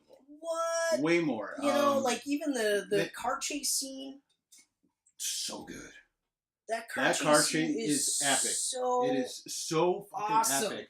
When he's up on the rail getting pushed and he grabs that seatbelt and just holds on. Yeah. So, man. Like, so great. And then, like, he's got the guy, and Carl Urban character dies. Mm-hmm. You know, and you could just, like, again, he's just like, ugh. You know? That part's awesome. Even the scene where... No, it's right after that scene, actually, because then now they're after him. Right. And he goes to the train yard. Yeah. Like, to catch the train, and that's probably, out of the entire series, the train scene... Actually, that and the Waterloo Station in Ultimatum. Those are probably the two closest, like, side-by-side scenes where I think it'll just totally encapsulate Bourne so perfectly. So he goes to the train, and they're coming for him. Mm-hmm. And he just, like, he looks at the schedule, looks at his watch, books her, chases them. Like, they all chase him through this train station. He jumps off the bridge, onto the boat. Yeah. Fucks his leg up, hooks to the bridge, climbs back up, and everyone's just like, what the hell is he doing? All just so he can get back on the train and totally deke everyone out. Like, it's so perfect because it's ridiculously intelligent. Yeah. That he was, and also physically impressive that he was able to do it. And all he did was looked at the time, looked at his watch, and then deked everyone out. And it's just amazing. Like, it's just awesome. So yeah, he's always that one step ahead. Like, he can see, like, how everything's going to play out. Exactly. And the older I get and the way the world is where everyone's buried in their phones, I'm like, I want that more. And I'm really bad for my phone. Like, I'm at home and, like, sometimes I wish that I could just put the phone anywhere else in the room sometimes, because it's just like, I don't need to constantly be looking, or like, oh, I've got, Michelle's watching a TV show that I'm not really too concerned about. Both phones. Let's play a video game, Right. Like, whereas before I would have pulled out a comic book or something. Yeah. Like the phone. Or you would have just watched whatever was on TV. Yeah, well, I don't know. Whatever. But I find that my attention span is shitty now compared to what I actually have to, like, I've been thinking, like, more and more, I'm like, okay, like, and, oh, by the way, I'm wearing black and blue Bourne colors. That's what I did. Right. That's what I did. Very nice. Yeah. I was like, I don't know what to wear. I wore a Turbo Kid shirt. It's got nothing to do with Bourne. Nothing wrong with that. I have a black muscle top, but I'm not as chiseled as Bourne. And I'm a little more hairier than him. I'm not either. Yeah, but you're not wearing a muscle top. No, that's right. I'm not wearing a muscle top. I need some flappy arm hair. But yeah, so like the guy just totally reads every surrounding perfectly, and it manages to get out. But the other thing I do like though is that they always play it like there's the possibility that he might not get out. Even though like we're geared, we know the hero's gonna get out. There's always that half a second it doubt. Like in the car chase scene, you're just like, up until he does the seatbelt thing, you're thinking, like, I don't know how he's going to get out of this. Maybe he won't. Mm-hmm. Then he does, right? And it's just, the one thing I will say, though, about Supremacy, they do end it in a way that doesn't necessarily mean there's a sequel, but it's more of a sequel bait than the first one. It is a sequel bait, and it's funny that end scene pops up in the middle of Ultimatum. Which I loved. I was in the theater. When you see it just like kind of... I was in the theater with my girlfriend at the time, and when that hit, I literally was like, that's for the last movie! That's the end of Supremacy. That is awesome! Because they start... Well, I don't know. Are we done with Supremacy, or...? Well, we're talking about the ending. We're talking about the ending. So, it's kind of like... That's the one where he goes like, you should get some rest, Landy. You look tired. And that's where she gives him... and she's like, what? She says David Webb, like, she gives him his name, and then she gives him his birth date, which I was like, that's awesome. That's so great that he now has that. Real quick, though, one of the things that really bothers me about the books is they play the David Webb aspect and Jason Bourne aspects as almost separate personalities. Oh. So he's David Webb when he's teaching or when he's not in a mission, but then a bullet will miss his head and all of a sudden he shifts into Jason Bourne. And I remember just a couple of times I come across it in... Because I occasionally I try to read the books again, just because, I mean, there's so many of them. But every time it gets to that point, I'm just like, I go back to the books, or the movie, where I'm just like, I like that it's a part of him. Mm-hmm. Like the Bourne thing, I don't think he could ever really truly be David Webb now because of where he's at. But I do like that she gave him the name. But I like that it's just who he is now. There's no separate identities, Right. Or mentalities or personalities or whatever you want to call it, But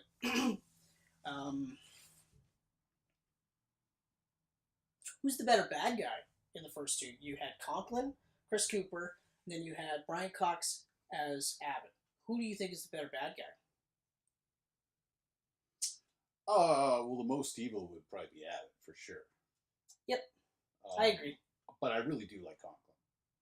I like Conklin, but I have a soft spot. I think a lot of it has to do with Chris Cooper playing Conklin. If it was another actor, I don't know if I would enjoy the role as much. But I don't know if he would have been as good, though. Exactly.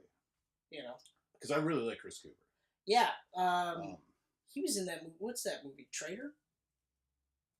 With Ryan Felipe. This is where it was like they were trying to do their own Bourne movie. Oh yeah. It's not Traitor though, because Traitor's another Bourne-like movie with Don Cheadle. Yes. Yeah. Right. Yeah, Treason? because you had a lot of treason, maybe. I think because you had a lot of those type of movies. You still have them. They're still, you know, like we talk about how it did change the genre for the better, but it also did lead into a number of pretenders. The Equalizer and John Wick, Taken. These are all pretenders to the throne, so to speak. Taken lucked out by having a crazy cool premise that you hadn't seen in a while. Right. John Wick and John Wick 2 are like, I feel like they're very close to being on the same level. Well, I feel like they're on the same level as the Bourne movies. And I haven't seen the second yet, but I know from what I've read that it really builds on the world of John Wick. And then you realize, wow, this is actually like a really big fucking... Oh, yeah. Because they're talking like cinematic universe now for this. There's a TV show coming for it. They're saying Atomic Blonde is actually in the same universe as John Wick. Oh, I didn't hear that. Yeah, because it's the same director, right? Okay. Yeah. I'm going to have to watch Atomic Blonde, actually. You haven't seen it? Nope. It takes place in like the 80s. Yeah, I'm familiar with the core premise, but yeah. Just one of those things I haven't got around to yet. So, overall, absolutely phenomenal sequel. Mm-hmm. Like they take everything from the first movie, build upon those themes, expand it at the same time, you know, and then leads into Ultimatum. And Ultimatum, see that was the confusing part, because when we watch Supremacy, we see the end in New York. Yep. Ultimatum starts before that New York scene, back in Russia. Yep.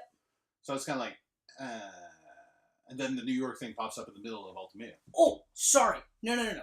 I'm not done with Supremacy just yet. Oh! Because this is, like, probably one of the reasons why I love... Well, you say it as you're thinking about it, man, because I got cue cards. The scene where, because we realize the flashbacks that he's been having is an off-the-books mission that he did. And he kills Nesky. I know where you're going with this. And Nesky is the reason why they framed Bourne at the beginning of the movie, was because Conklin and Abbott got Bourne to kill Nesky because Nesky was trying to get, what was it, free oil or something like that. He was trying to do something where they were going to lose money. They ended up killing him and making money. And this is all like just dirty, off the records money. But it was supposed to be just Nesky. Nesky's wife wasn't supposed to be there. So now he improvised and made it look like Nesky's wife killed Nesky and herself. So Bourne finds out that they've got a kid.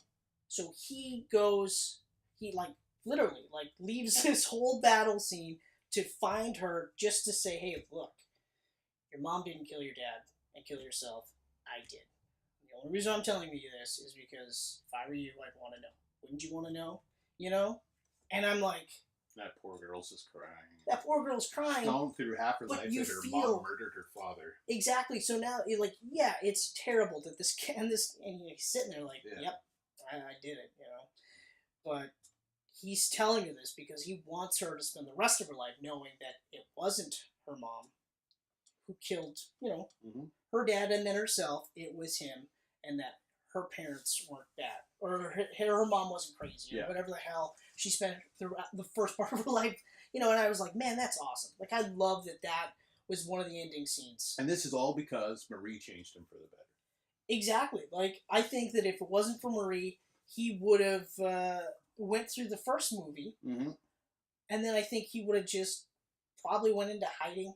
He wouldn't have had that however long, 2 years. 2 years, yeah. Of a life with her, And yeah, I honestly don't think he would have went that extra step to say, hey, look, this is just so you know. Yeah. So 2 years of happiness and they took it away from him. Yeah. And then you just fucking root for him.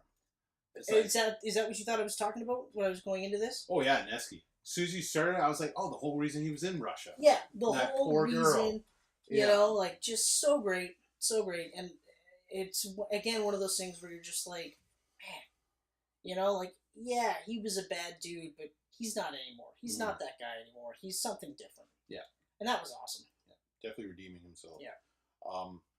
But yeah, you're right with Ultimatum. They start in Russia. Ultimatum, yeah, it's in Russia.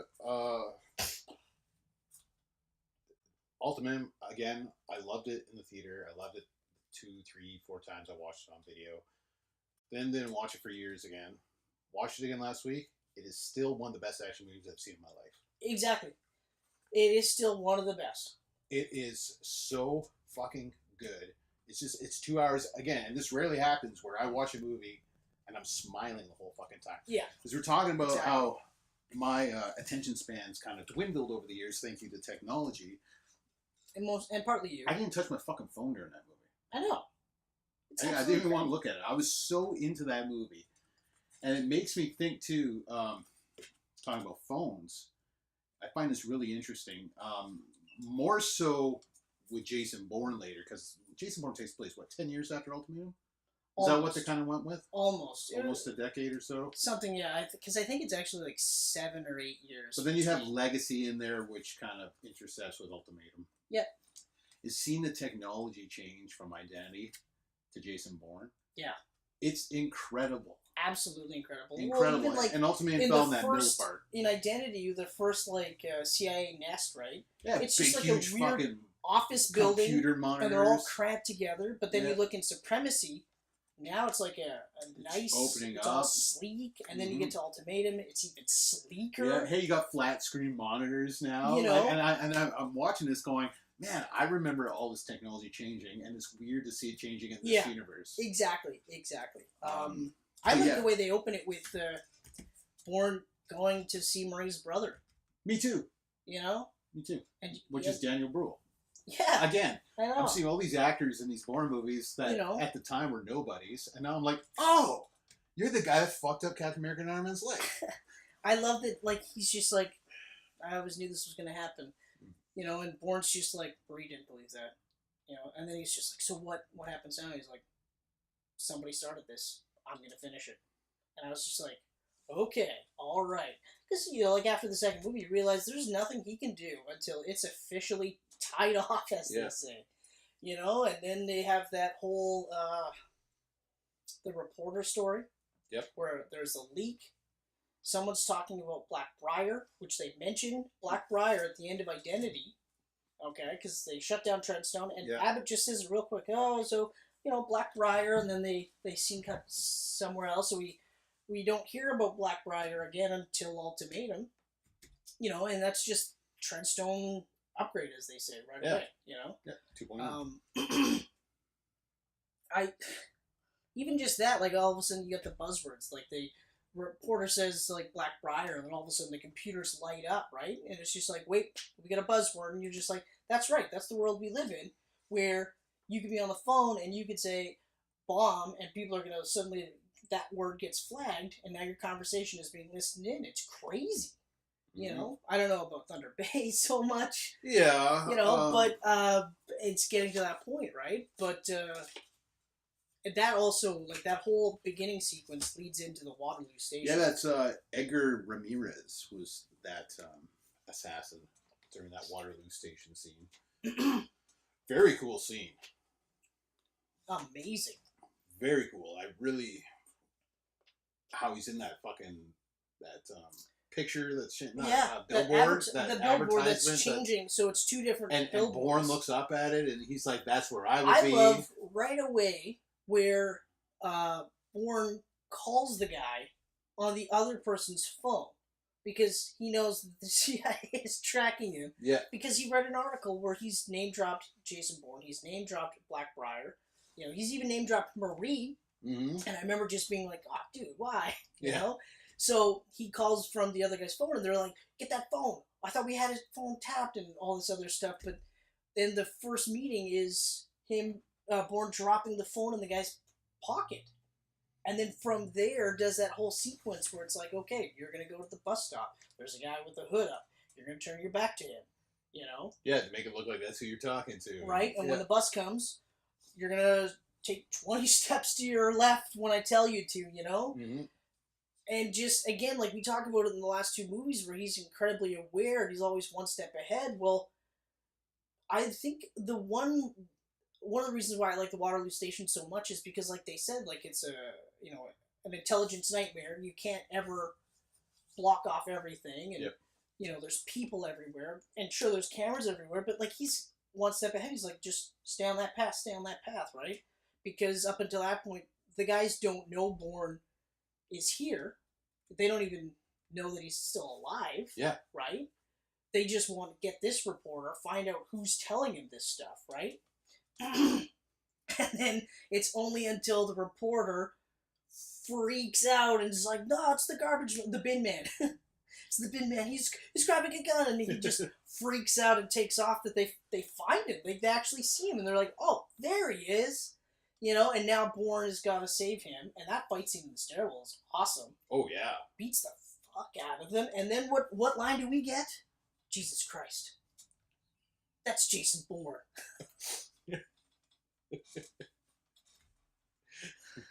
I'm waiting so long just to say that line. But, like, it's so awesome that, like, he shows up and it's just like John Wick, where they shit their pants. Like, he's still fucking alive. But I still like it that when they see him, then all of a sudden, what's his name? Noah Vosi, the new bad guy. Yeah. For Blackbriar. David Strathairn. Yeah. An excellent, amazing actor. Always a secondary actor. Mm-hmm. Never. And Ezra Miller. He's the other guy. Not Ezra Miller, but the other head guy was Ezra. What is his name? Oh, Scott Glenn. Scott Glenn, yes. Right. Yeah. Stick from Nuno. That's right, yeah.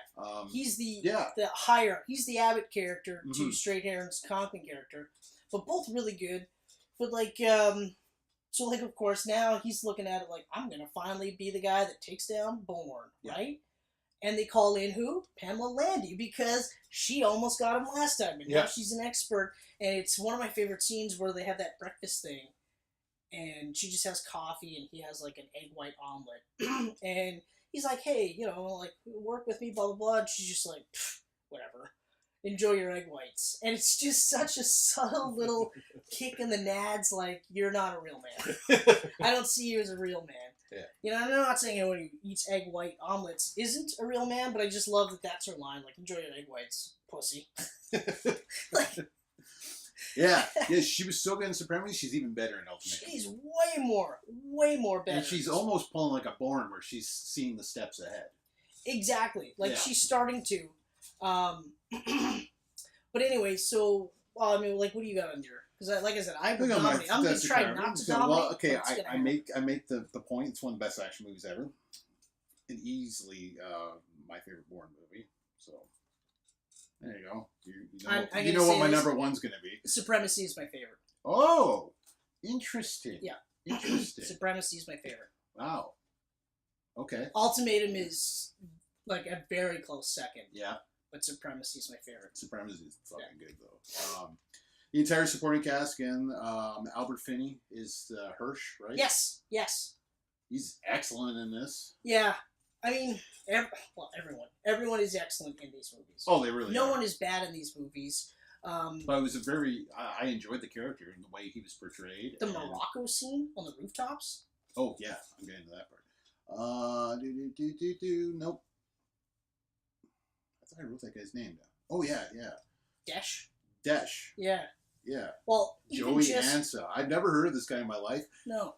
That guy is my favorite villain in the whole series. Because that whole sequence and the fight, everything about that sequence and that fight, that's my favorite in the entire Bourne universe. It is so good. It stands out, so good. And that beats my second, which would be the Carl Urban scene at the end of Supremacy. Yeah, that is one of my favorite sequences too, because you've got it's fucking nuts, and it's huge. Like you've got. He's chasing Nikki. He's chasing Nikki. Bourne's chasing him. He doesn't know Bourne's alive. Cops are chasing Bourne. Like, it's crazy. Exactly. And it's through the streets of Morocco. Yeah. So you've got crowds, you know. And there's all these little quick things that Bourne does that you're just like, of course Bourne would do that. Of course Bourne would grab some paint cans or spray paint cans, throw them in the garbage so that it explodes, like the lit garbage, so that it explodes. So those guys fuck off so he can start, you know, chasing after even quicker. But even just the motorcycle parts, like, there's so much to this. He's on a motorcycle, the explosion hits, you know, that Mhm. Dash deked him out on, Mm-hmm. kills the CIA mole, right? And then we just the whole running off the rooftops.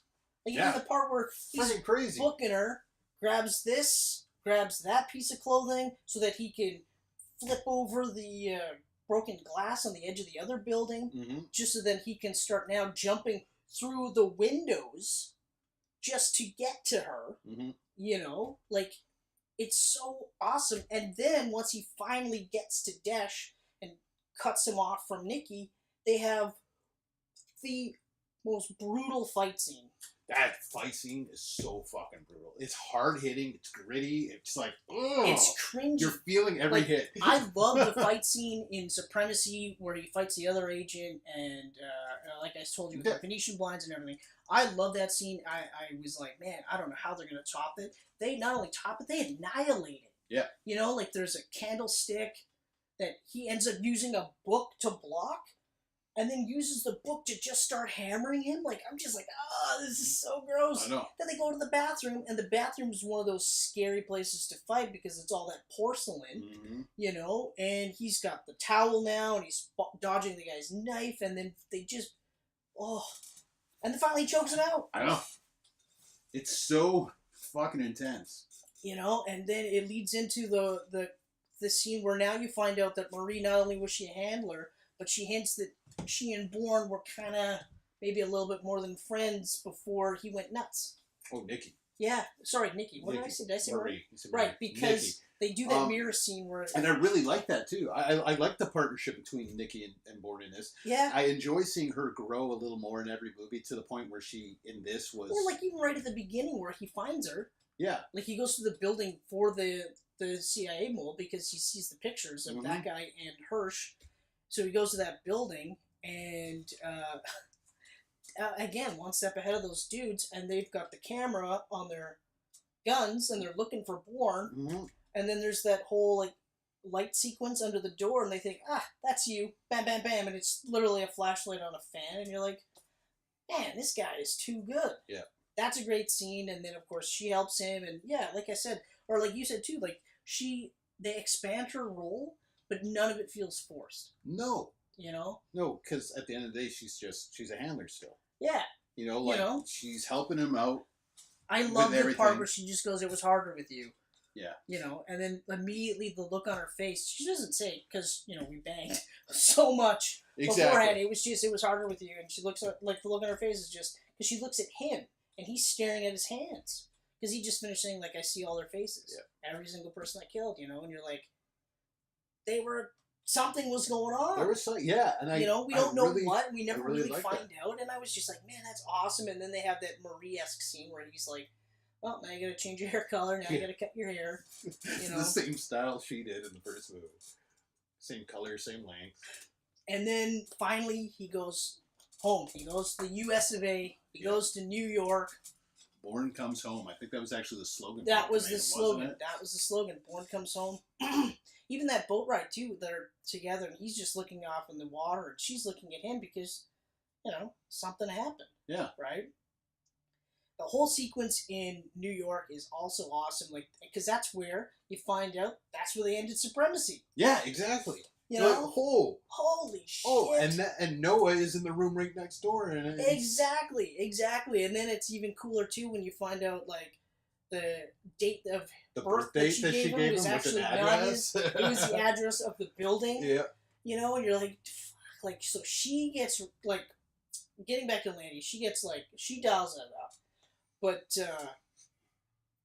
that final, like, car scene is insane, where he's in the cop car, and they just destroy New York. Mm-hmm. But destroy each other, and it's like, that is probably my favorite car scene ever.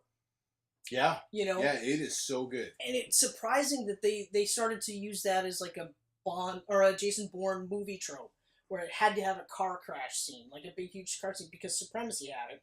And in this one, they have the same thing, but in this instance, Bourne lets the asset live. You know, he doesn't kill him. He had him, dead to rights. He was going to kill Urban. I feel like he was going to kill Urban. I don't think he would. I feel like he was going to kill Urban if Urban made an attempt at that point. He would have. He would have, because he would have had to. Yeah, but, he at that point in Supremacy, he was like, Marie didn't want this. Exactly. You killed her, but she still wouldn't want me you to know, kill you. and so he lets the asset live because, and he goes to Hirsch. He wants these answers, you know, and the stuff with Vosey, Fossey, whatever. Something like that. Straight hair or whatever. The stuff with him is great, but like I love this scene where he calls because they do that fake out where he sends Landy to the park. They all follow her. Then he calls from his office. Yeah. And it's like, no, Vosey, tape recorder, opens up the safe and everything. Like, you're just like, oh my God. But I love it. He's just like, well, you should come by my office. We'll talk about it in person. Oh, I doubt that. Because if you were in your office, we'd be in person. We'd be talking in person. Yeah, we'd be having this conversation. You are I know. Ballsy. I love it. Awesome. And they're all like, Jesus, get back. Yeah. Pull a U-turn, and they all fuck off, and then finally, like, it just leads up to the final boss, so to speak, with Hirsch. The final boss. You know, and it's great. I love it because this is where he kind of throws a spanner in the works, because up until this point, like, you're like, okay, like, you know, he's a good guy and stuff like this, but I love the reveal that he willingly signed up for this. Mm-hmm. Sure. You know, they use those brainwash techniques to really make him into Bourne, but he ultimately wanted this. And I think that's one of those things where it almost, like, it makes you kind of go, oh, yeah, but still, like, I know you're complaining about all the shit they've done to you, but you signed up for this. Yeah. On some level, you had to know. Yeah. You know, and I think that's one of those things where it really works. You know, it's not as black and white as they lead you to believe. Mm-hmm. You know, because, like, how else would you have done this? Yeah, you're not a victim in this. Like, you put yourself there at one time, whether you remember or not. And Abbott said the same. And Abbott said it. We talked about this, where he goes, she was dead the moment she got in that car. And on some level, Bourne realizes this. Yeah. And and I think that's part of the reason why it is really tragic. Like, it's an uplifting ending, because it also ends with him in the water. That ending. Yep. Give me chills. You know, and they talk about how Blackbriar and all this stuff has been brought up because Landy faxes all that top secret documents to the press, and it's just crazy. And then when he walks in and she's like, "You better get yourself a good lawyer or something." Yeah. He sees the fax going through, and he's just like, son of a bitch. Doesn't kill her or anything, because he's just like, everything's over. Because what's the point? Everything's over. Yeah. You know, and all this stuff comes to light, and they do those press conferences and stuff, and, you know, the Ezra character he's the head of the CIA. And you get to kind of see, like, what else happened with him in Legacy later on, which I like. Exactly. So, I mean, yeah, like, to tie that off at that point, like, it starts with him in the water. Ends with him in the water. Takes off, and you have Nikki smiling because they didn't find the body. Well, the body fell in, and then they're holding on the body, and it's not moving. Because you had the scene where, like, the assets got Bourne dead to rights. Right. And he's just like, he says it too. He's like, see what they make us give? Mm-hmm. You know, because the guy's freaking out. He's like, you had me. Like, why didn't you kill me? And he's just like, do you even know what you're fighting for? Like, do you even know why they want me dead? Yeah. You know, and then, of course, Strahair, the guy drops his gun, and then Strahair is the one that fires the shot, so we don't know if he's been shot or not. Because then he goes in the water, and while he's in the water, and it's focused on him, they're going back and forth between Nikki watching the news and everything. Yeah. Jason Bourne, blah, blah, blah, in the water. The body has not been found, and then she smiles. She smiles. He starts to swim. And then he starts swimming. Moby hits. Moby hits. You know, and you're like, oh, man. And boom, I'm fucking covered in chill. Look at that. You know what the best part about every one of those movies, though? What? You watch those movies, suddenly you're like looking at things around the house, and you're going, yep, that's a weapon, that's a weapon, that's a weapon. I don't care if I'm in my mid-30s, rapidly approaching 40. Yeah. I'm fucking Jason Bourne. Fuck it. You know, if Matt Damon can do it, so can I. Yep. Fucking right. I was actually, did I tell you this? I was told that I looked like Matt Damon. Did I tell you this? Really? Someone told me I looked like Matt Damon. Hold on. In Team America. Matt Damon! and that's almost beat for beat how... You're probably just like, that's a great compliment. Wow, you just kicked me in the balls. I swear to God, this is Chris Mertier. This is literally how it happened. God damn it. It was at Sears. This guy I worked with is just like, yeah, one of my friends thinks you look kind of like Matt Damon. I was like, oh, well, that's okay. That's awesome. Kind of cool. And it was like, yeah, like from Team America. And I went, oh, you're the handicapped puppet, Matt Damon.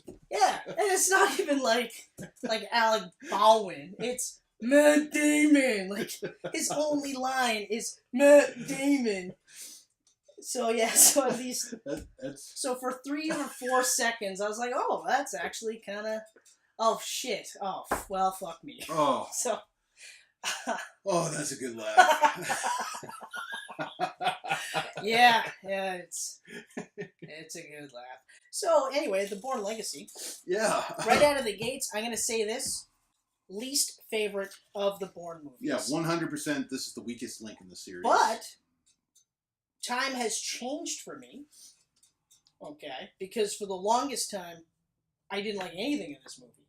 I've said before, and I'll say it again. Like, I think it would have been a better movie if it wasn't the Bourne Legacy. If it had no ties to Bourne. If it wasn't Bourne, if it had any other title, this would be a really good action movie. However, having said that, when I rewatched it with and total clean slate, like just saying, okay, look, because I love Jeremy Renner, I think he's great. Mm-hmm. You know, and everyone in this movie's great. You know what I mean? The first hour of the movie is actually really good. It's really good, and it's really different from anything in the trilogy. That's right, and I think that's one of the things where when I first watched it, I was, because you're comparing it feels totally different, and you're comparing it, and part of it you're also comparing it in a negative light because you really just wanted to see another Jason Bourne movie. You didn't want to see Bourne Light or Bourne Jr. or Aaron Cross. Yeah, you know, don't cross Aaron Cross. Yeah, you know, and never mind the fact that isn't Aaron Cross like one of those. He's actually a star of his own book series. Is he? Is it the author from Kiss the Girls or? Oh, that's Alex Cross. Alex Cross, okay. Don't cross him either. I wouldn't. That's Morgan Freeman. It's Morgan Freeman. It's also Tyler Perry. I'd cross Tyler Perry. I would cross Tyler Perry. In a heartbeat. And fuck you, Tyler Perry, and your stupid movies. Like I'm like under 5 feet. Yeah. He's 6'4" or whatever. Yeah. I would cross him. Yeah, he's actually really tall. Tyler Perry. I'd get up on a chair and just be like, "Thanks for my day, prick." Yeah. I mean, I'll give him credit for hiring exclusively black casts. That's great. Other than that, fuck you, Tyler Perry. Yeah, you also brought Baxter to life in Teenage Mutant Ninja Turtles too. Oh, yeah, that's right. Yeah, that movie exists. That's right. Well, but yeah. So how did we get to Tyler Perry? Oh, right. Okay. Yeah. So anyway. Alex Cross. Oh, no. Aaron Cross. Anyway, Cross. So, like, right up until Aaron Cross kidnaps Rachel Weisz's character to make more chems, I actually liked the movie. Okay? For the same reasons why I think I didn't like it in the first place. Because Aaron Cross, or Renner's character, is very different from Bourne. Yeah, he's not trying to be... He's not copying that character, that performance. At all. He's his own thing. Like, he's kind of cocky, so he doesn't shut up. Mm-hmm. You know, he keeps talking, which I thought was a really nice touch. Yeah, because that whole opening with Oscar Isaac in the cabin, I enjoyed the heck out of it. It was great. And it was also great because it's Oscar Isaac, and you're like, oh, wow. Again, though, like, you know, Oscar Isaac, when I watched that movie originally, I was like, oh, who's this guy? Whatever. But later on, I'm like, fuck, I love this guy's acting. Yeah. So cool to see him. But, like, okay, so first of all, we have the first inklings of it being linked to Bourne because it's after Ultimatum, or it's during Ultimatum. So stuff is happening during Ultimatum. But while that's happening, Renner is doing a trek through the mountains, you know? So, and he's being tailed by wolves and stuff, so that's kind of cool. But you see him doing blood work, you see him taking these pills, and you're just like, I don't know what the hell's going on. And I remember before we did this, and I said, you know, you could do a drinking game with chems, for how many times they use the word chems in this movie. Yeah. And I wanted to do it because I wanted to be like, yeah, I got smashed. I said we fucking do it. But I didn't do it because I was just like, that's a lot of chems. Like, they say chems a lot. They're going to need a few bottles. I think I'd be smashed in the first half hour. We should do it. We're going to have to. Who wants to see that? You want to see that? We'll do that. Yeah. Drunken Camcast. The Drunken Camcast. Yeah, Camcast. Oh my god. But so the sequence where he's going through just to get to Oscar Isaac to the safe house is actually like visually awesome because you don't see a lot of scenes set in the winter, right? Okay, that's great. But like once he runs into Oscar Isaac's character, like that whole sequence, it dials it down a bit, but it's still kind of cool because you start to see some of the other background Bourne characters, or even Ed Norton's character with Stacy Keach trying to figure out how to continue what they're doing because they're in the ramifications of Bourne and Landy throwing everything out, and that's one of the first times you hear Landy being branded a traitor. You know, because she went against her government and said, "This is what we're doing." Now you know, right? Right away, though, I still don't like the idea that they were making Bourne out of chemicals. You know, like they were... Yeah, you know? It's kind of weird. It almost felt like, especially in the lab scene, where Rachel Weisz, everyone's getting shot, it felt like a zombie movie. It did. I felt like I was watching the beginning of a zombie movie. Like, and I mean... I like that they reference that, well, Bourne does this without the chems. This is his charts and stuff like that. Like, he's doing this without this stuff, and I thought that's kind of cool, but then you get to that part, and it's almost a little bit... it does kind of take me out of the movie a bit, because you're just like, yeah, but, I mean, chems, like, pills, and retroviruses and stuff, and I'm just like, because you had all the other assets in the other three movies were just like him. They went through the same training. Yeah. You know what I mean? They just didn't go through the amnesia. They still wanted to do this stuff. Now you got these guys with chems and stuff. The even the house scene, like where he saves her in the house, that's really cool. You know, it's a different type of scenario. Like Bourne would have obviously done it different, but Aaron Cross did it this way, and it's still really cool. But the chem stuff really bothered me. I even don't like the reveal where Aaron Cross is dumb. Like his original character, because his name's not Aaron Cross. That's his asset handle. Yeah, his Bourne name. But I didn't like they tried to do like a Bourne-esque reveal, and it turned out that he was just really stupid. So they gave him the chems, and he went through the programs. Now he's really smart. But that's what it is, though. That's what it is. They fudged his IQ. Remember, like his. You're his a fucking scores. idiot. And I remember just being like, "Oh, that's how I'm supposed to be endeared to you," because he's not like a really likable guy. Like he kidnaps her for these chems, right? Like it's not like Bourne and Marie, where you're just like you see the connection. You know, it starts off like, okay, but this is just a business transaction, and then it does this, whereas in this one, he flat out kidnaps her, he's a prick to her, and then she falls in love with him for what reason? Yeah. You know, like, that's where I'm getting at, where that part I was like, ugh, I didn't like the reliance on chems. I did like that once they got him away from that, we never heard about it again. I know. You know, like, that was it. So if you can stay sober to that point... We'll be passed out by that point. Then you'll never get drunk watching this movie. But, like, there's a couple of the things that I wanted to touch upon.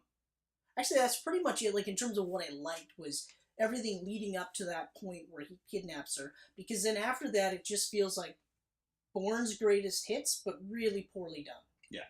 You know? And especially, too, because... with the heightened security, they were able to get from America to somewhere in Korea, where this plant is, without being caught. And I was like, that makes no sense, because she does nothing really to change her appearance. He puts glasses on, and unless you're in a DC movie, that doesn't fucking work. If I put glasses on, people aren't going to go, where did Chris go? Yeah. They're going to go, oh, Chris, I didn't know you wore glasses. You look like Matt Damon in Team America with glasses on. But you're a smarter Matt Damon. Yeah, you are a much more smarter looking Matt Damon. Anyway, but like, but yeah, and even the Larks program, or was that the guy's name, Larks, the Korean bad guy that was chasing after him. I think so. I'm gonna be honest. I looked at my phone a couple times during this movie. Yep. I was like, it's a good action movie. It's a pretty poor Bourne movie. It's a poor Bourne movie because they really tried to make it a Bourne movie. Yeah. Because they got Doug Liman. We talked about him. Like in terms of the act, like even the directing, I was like, is it just in this movie? Yeah. Well, Tony Gilroy directed it. That's right. It was Gilroy. He stepped up to direct. That's it. right. But I give him huge kudos. I mean, he's not basing this off a book like the other three. For the first hour, I'll give him huge kudos. You know, and he did a good job directing. He did a good job directing. It's because towards the end, I feel like somebody stepped in and said, "Okay, so we need this, we need this, we need this," and he was in no position to say no.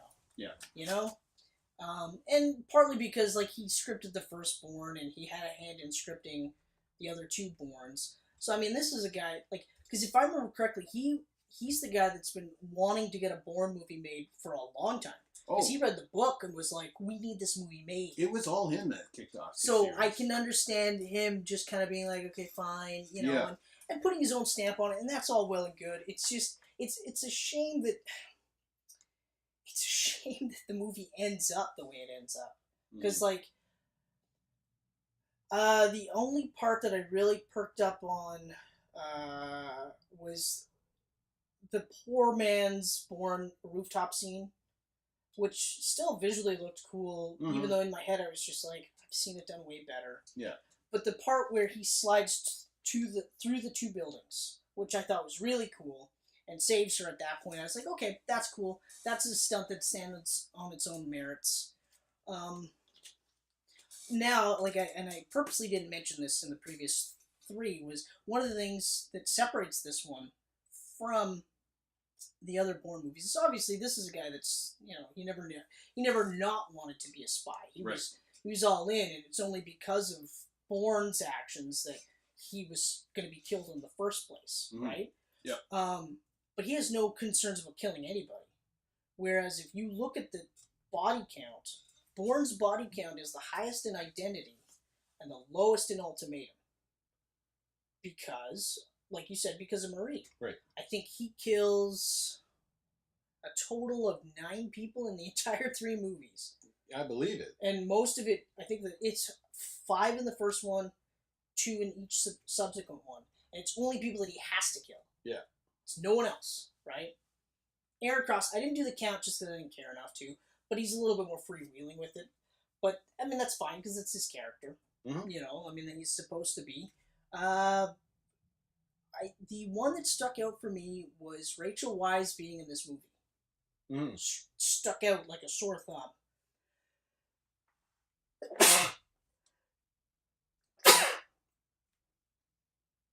We're going for 3? No. May the gods bless him. I'm already blessed by the gods. Anyway, so it was weird that she did the movie. Like, I remember just thinking, like, oh, that's so weird that she's in this movie. But like I said, too, like, her character's really, like, I mean, there's parts where I'm like, okay, that makes sense. Like, when she says stuff like, I don't know, they just told me this part, this is all I know, right?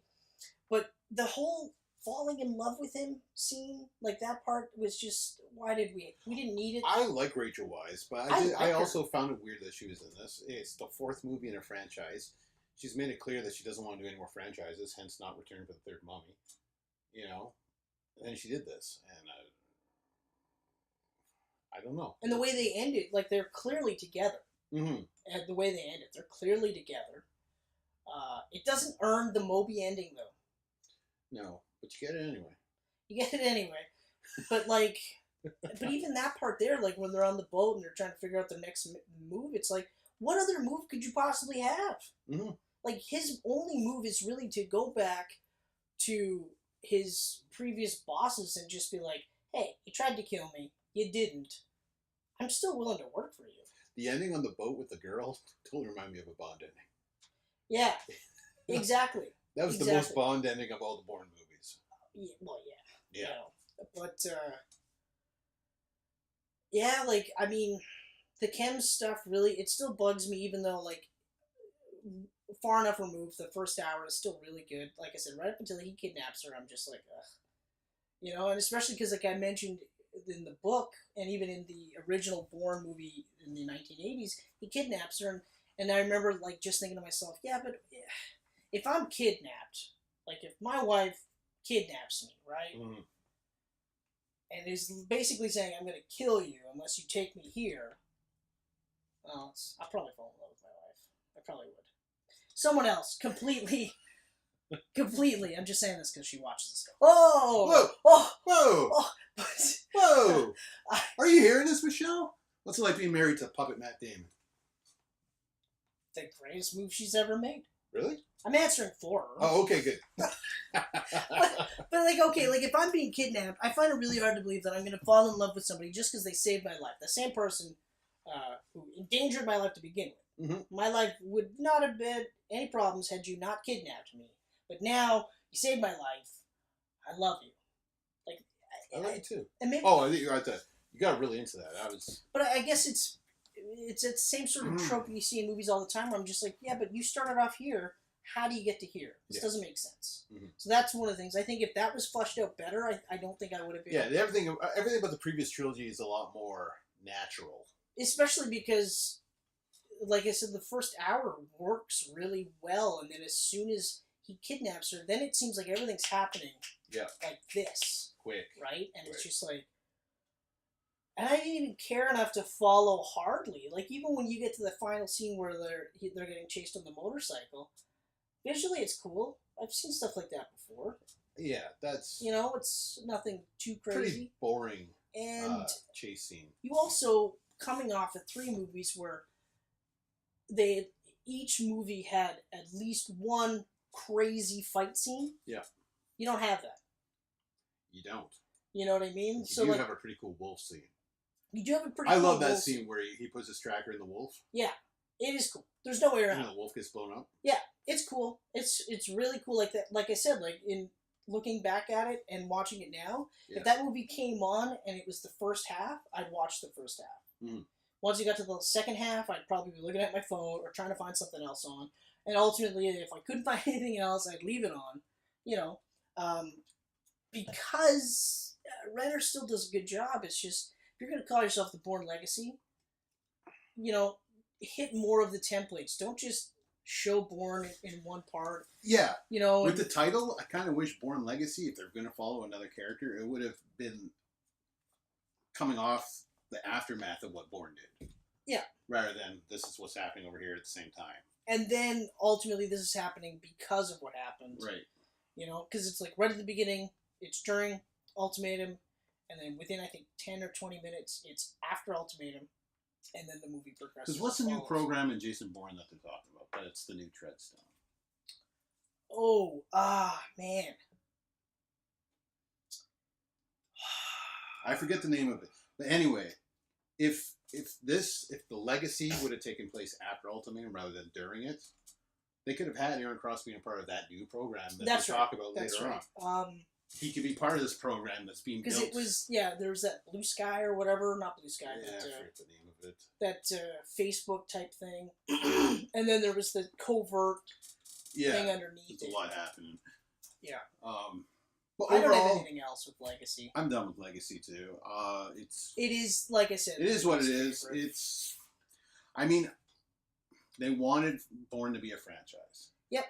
But Matt Damon wasn't going to return without Paul Greengrass. Greengrass didn't want to return. But they also, the way they ended Ultimatum. It was a beautiful ending. It was an ending. It was an ending. Yes, I wanted more Jason Bourne, but if I didn't get more Jason Bourne, I got a hell of a trilogy. Yeah, and that's how I felt with every one of the movies. Because, like, a good trilogy, each movie has a beginning, middle, and end. Mm-hmm. But each movie is the beginning, the middle, and the end. You know what I mean? Exactly. And that's exactly what we got here. This franchise could have ended after the first one, the second one, the third one. We didn't have to ever have any more of these movies, and it would have been perfect. I kind of feel like if they wanted Bourne to be a franchise, they should have went the Bond route. Yeah. Damon didn't want to return. Recast the character. Keep going. But, okay, and we'll get into... So now we're hitting Jason Bourne. We'll go right into Jason Bourne now. First of all, 9 years. That it was called Jason Bourne and not hated it. the Bourne Hated it. As soon as they were like, The official title is Jason Bourne. I was like, what the fuck? I went, oh, because I was pumped. You got Damon back. You got Greengrass back. I was like, whoa. You know, you got a script from one of the cinematographers. Greengrass came back, so Damon came back. Yeah. Yeah, one of the cinematographers with Greengrass. Yeah. They hammered out this. Tony Gilroy is not involved in this Probably movie. Damon as well. They all probably worked together to work this out. Because apparently Damon and Greengrass hate Tony Gilroy. Oh, yeah. That's what I understood. Whatever. I don't know any more than that. I don't know anything about it. I don't care. I do feel, though, that Gilroy not being involved with Jason Bourne was felt. Oh, 100%. Was felt. Because my first note is, this felt like a generic action movie instead of a proper Bourne movie. Yeah. I'm out. Oh, that's it? No, yeah, one point. All right. No. Okay. No, it really does so. Like right Let's from the start, right to the finish, there was nothing special about the movie. Which is really shitty. Hold on. They showed you the greatest hits from all three movies. They did do the greatest hits. They did the greatest hits. Yep. You had the opening intro with that cool little weird horn harp thing. Mm-hmm. Da-da, you know? But, which my dog loved, by the way. Of course. She's like, what? Yeah. What is this Jesus sound? Christ. That's Jason Bourne. I'm assuming that's what she said. Hell yeah. Yeah. She's a vulgar dog. Right away, like when I saw the trailers and they showed a jacked up Matt Damon one punching the dude, I was like, okay, all right, this is interesting. Because like the previous movies didn't really do much of a like beefcake shot for Matt Damon. No. You know? They didn't. They didn't make it seem like he was a powerhouse. He was just a good fighter, and he was just a good fighter. Was able to outfight guys. Not like boom. Out. Yeah, it was awesome. It's cool. It's just 10 years later, maybe he is a powerhouse now. It was weird for Jason Bourne. For me, as a fan of the movies, it was weird for me to see that. I still think it's cool. Mm-hmm. The thing that what bothers me about this movie is they touch upon a lot of really cool ideas, but never really settle on anyone to sort of go with it. Like, they talk, like, even just having Bourne do these back alley, like, fights, fist fight brawls, bare knuckle brawls or whatever for money is weird, because you're like, okay, well, you know he was sitting on a ton of cash, right? It just seemed weird that that's what he was doing. Yeah. And if I were to come up with a new movie or a reason to continue the franchise, I would have had Bourne do something similar to what he did in Supremacy, because at the end of Ultimatum, he remembers everything, right? And I like that they said, well, you remember everything, but you don't know everything. I was like, that's cool. Yeah, well, even this starts off with him going, I remember everything now. Yeah. But then later on, you realize he doesn't remember everything. Well, no, because it's, I remember everything. And then she goes, yeah, but you don't know everything. Yeah. And, okay, that's fine. But if he remembered everything, well, now wouldn't, like, I thought it would be kind of neat if he's going through his catalog of people that he killed, go to the loved ones and just say, hey. Yeah. You know? Okay, that works. You know what I mean? And just sort of say, look, I'm the reason. And you can continue the storyline, because eventually someone's going to go, Bourne's still alive? I fucking hate that guy. He killed my parents. He must die. Right? Mm-hmm. And now you've got a whole new movie of somebody trying to kill him. And it's kind of the same as the other ones, but it's different because it's not the government. It could be. It's just someone else that wants to kill him. So now the only reason why he's back into this is because someone knows he's alive. They want to kill him.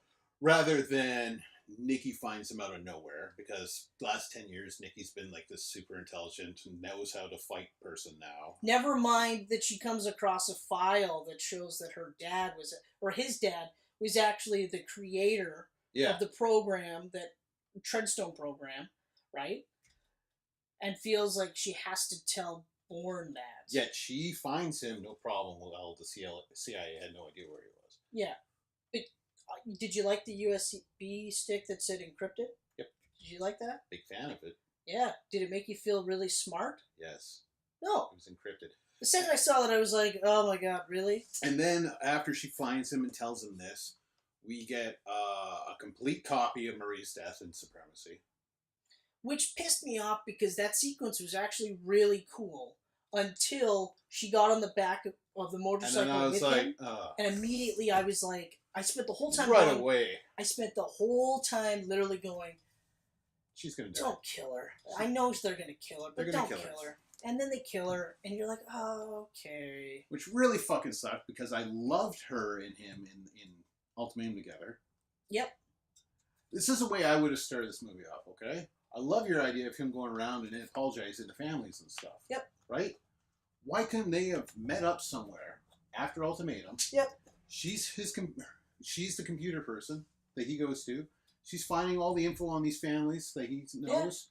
He's off. Yeah. And she's there. And while he's gone, she's like finding out stuff. Like I've said in the previous movies, I've never gotten the impression that he's a super genius. Mm-hmm. He's smart, and he knows a lot of things, but he doesn't know everything. He's not tech So genius. having a hacker, sort of like a Felicity Snoke, exactly. or Smoke. It's Smoke. Smoke. That's right. Snoke is from Star Wars. I'm getting my shit mixed up, man. Felicity Snoke.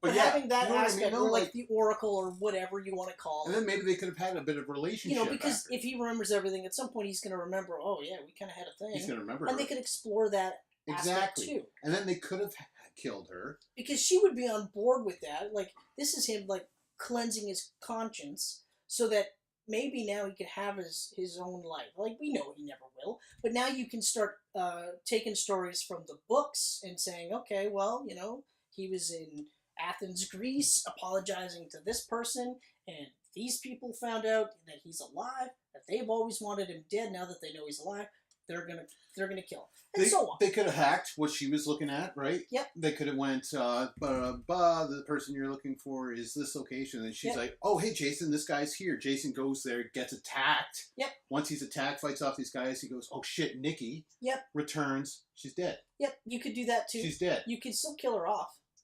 He could have found out about his dad. Yep.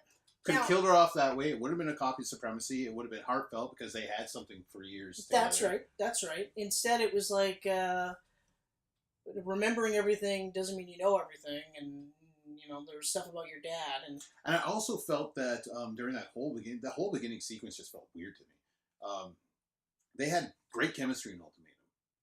No chemistry in this one. No chemistry. It felt like both of them didn't even want to be there. They were here for the paycheck. She, I felt, really didn't want to be there. Yeah. Like, I don't even know what was going on with that performance. And usually I love Julia Stiles, but yeah, I was not feeling it. I remember just kind of being like, okay, all right.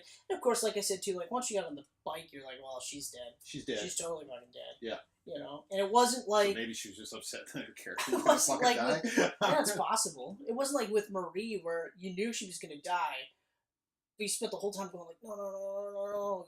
This time you were like, no, don't. It's just, because you knew it was going to happen, and you were just like... I said to Adrian, I'm like, she's dead. Like, the sequence, though, like, leading up to that was really cool. Like, when he's fighting the other assassins in the subway, and taking out the cops, I thought was really cool. Don't get me wrong, the fight scenes are still great. It's still that green grass. One of the things, immediately, though, that really struck out with me was his GQ look.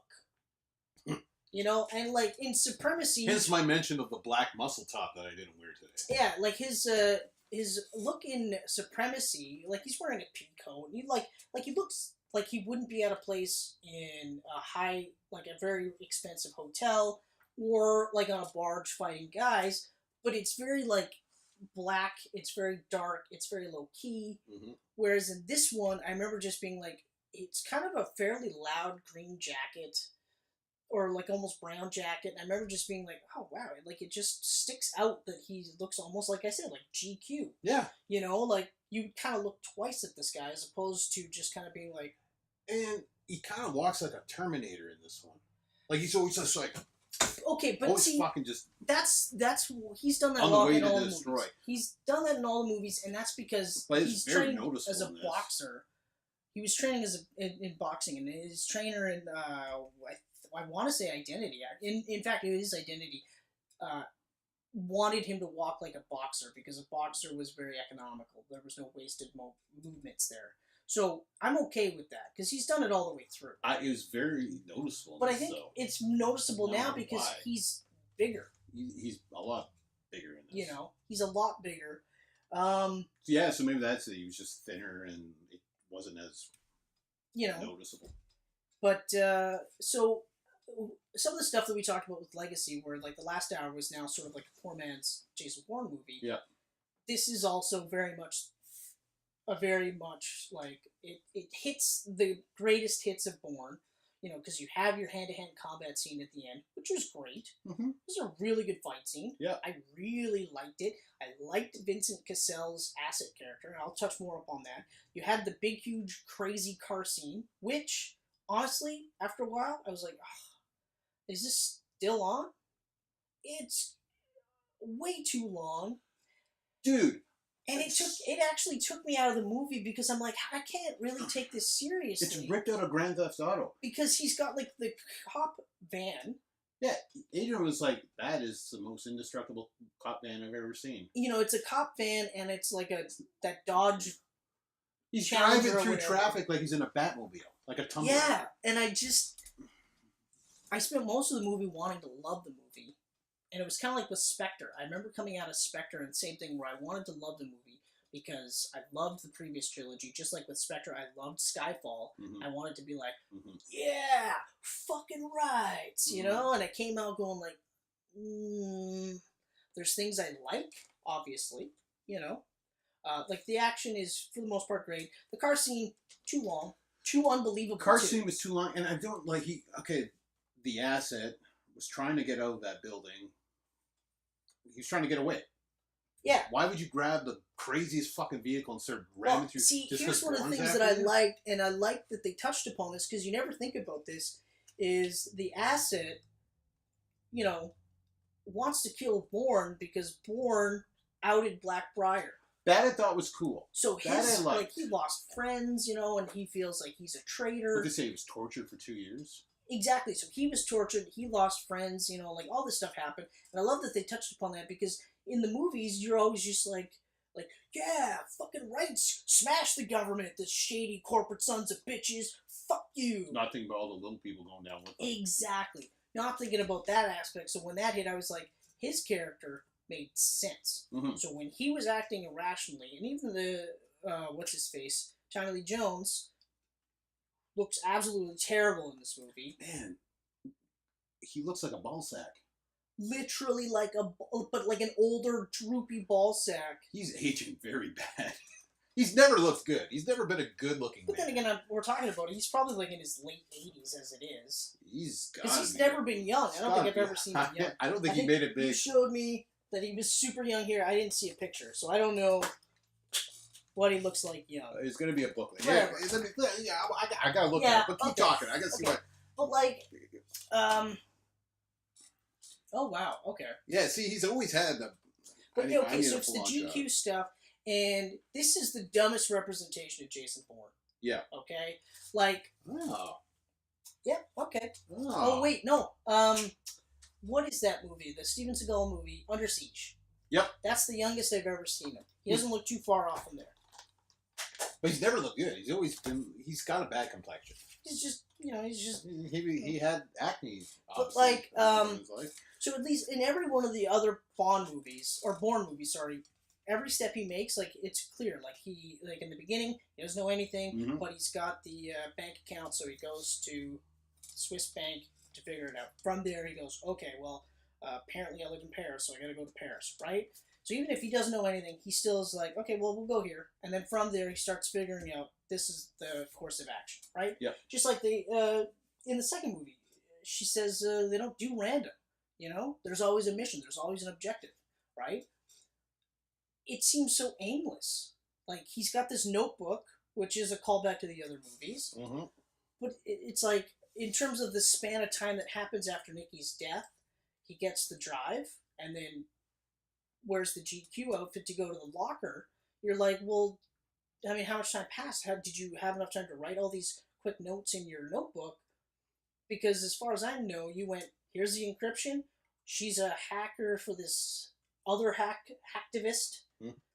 So he goes to see the hacktivist, and this is where I'm saying, like, this is a really dumb, not just the encrypted part on the USB, which pissed me off really badly. I was like, Are we that Do stupid? you really think that 90% of your audience is in, like, couldn't you just say it's encrypted?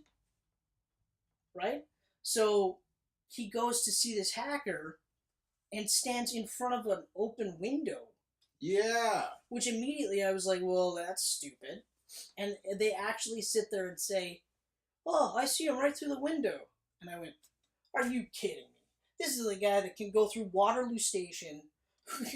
Like, nobody sees him unless something happens and all of a sudden they see him for half a second. Like, he throws the guns away. They see him, and then after that, they don't see him again. Yeah. But here, he's like, there's a window. He would have went in there and been like, open this, held the gun, fucking closed blinds and shit. Yeah. Okay.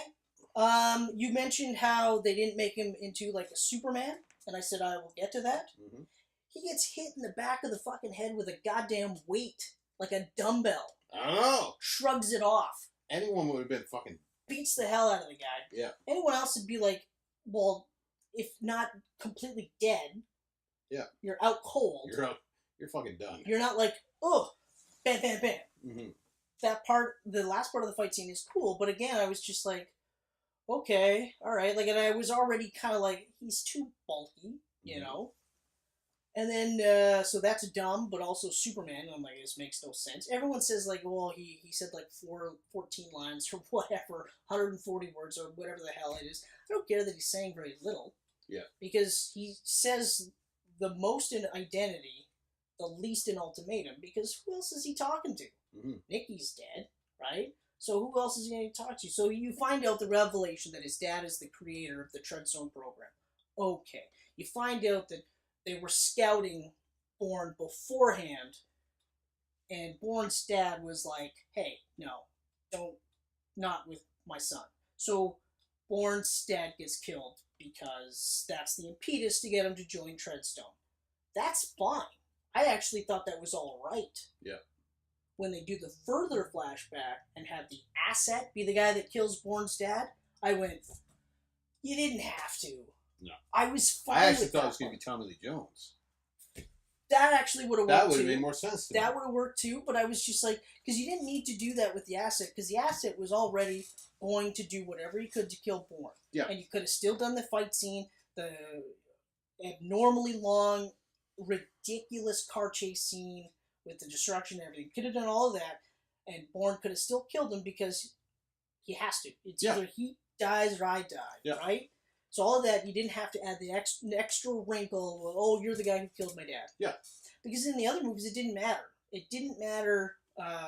It was just, you guys are the bad guys. I want to be left alone. You know? Vikander's character was really cool. I liked her character.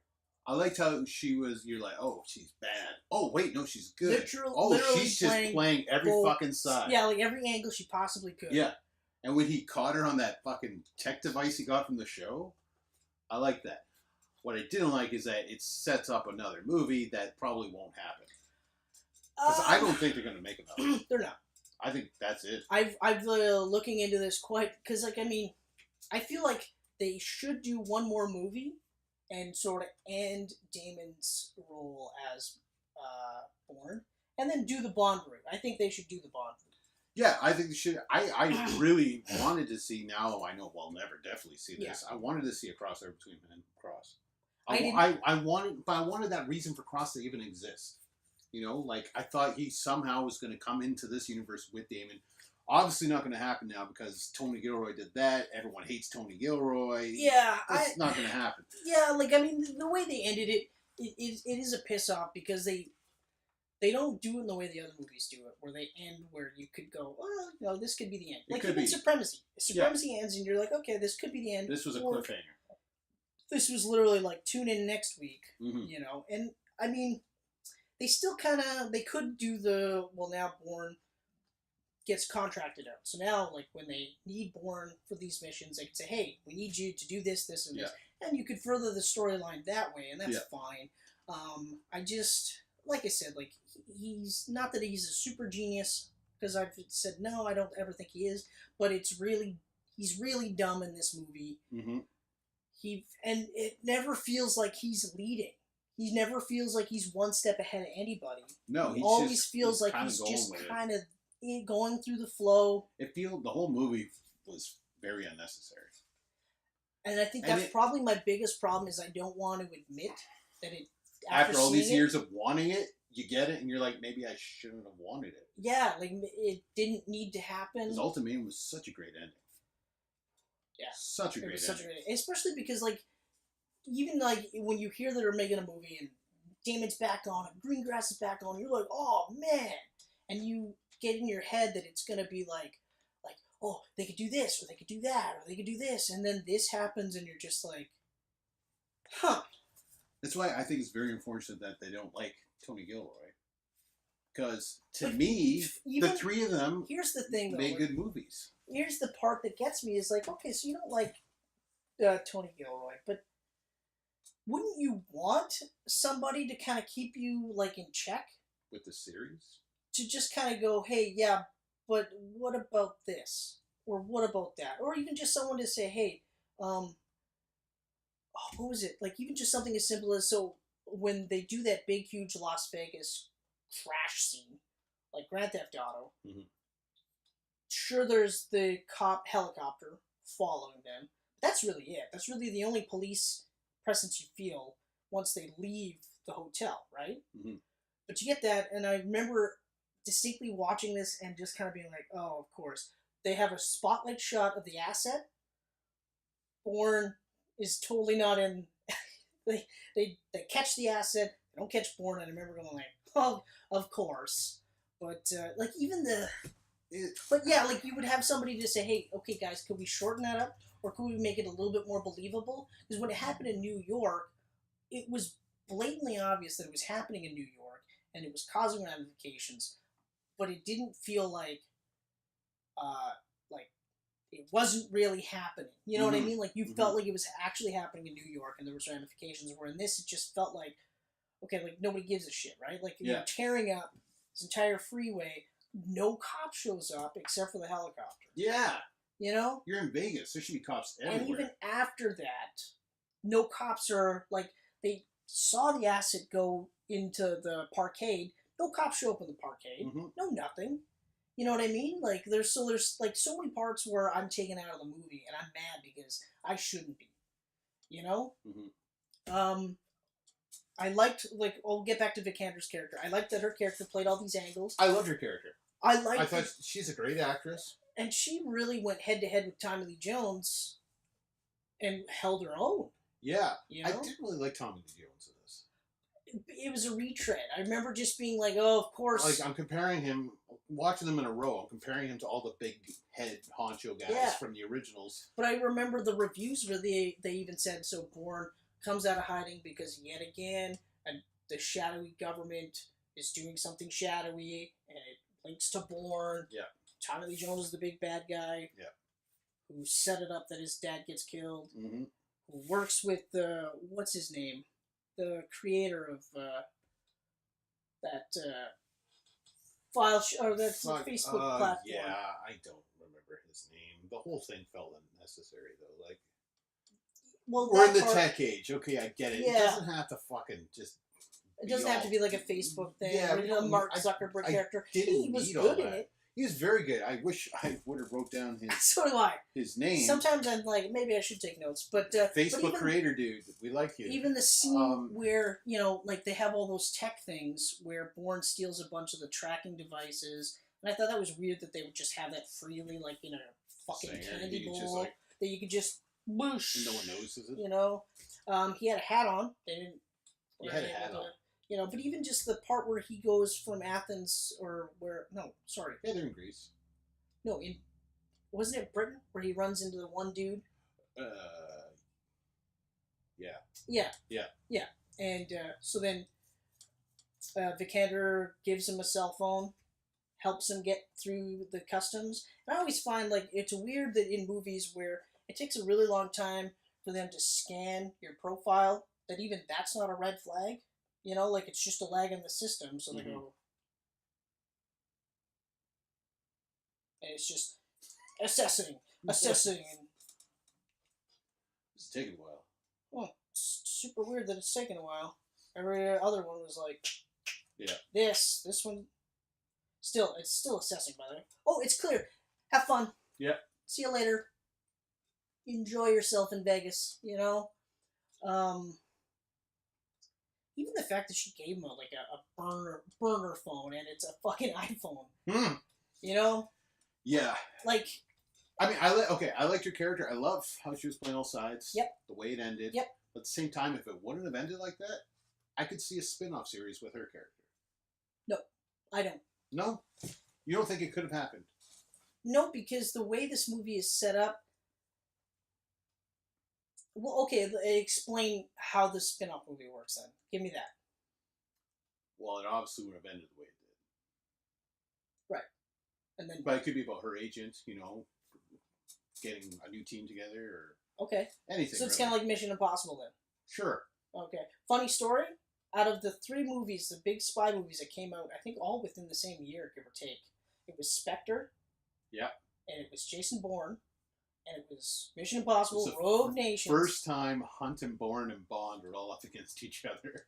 And it's the first time that I flat out, unequivocally said Mission Impossible was the best of the best. Yep.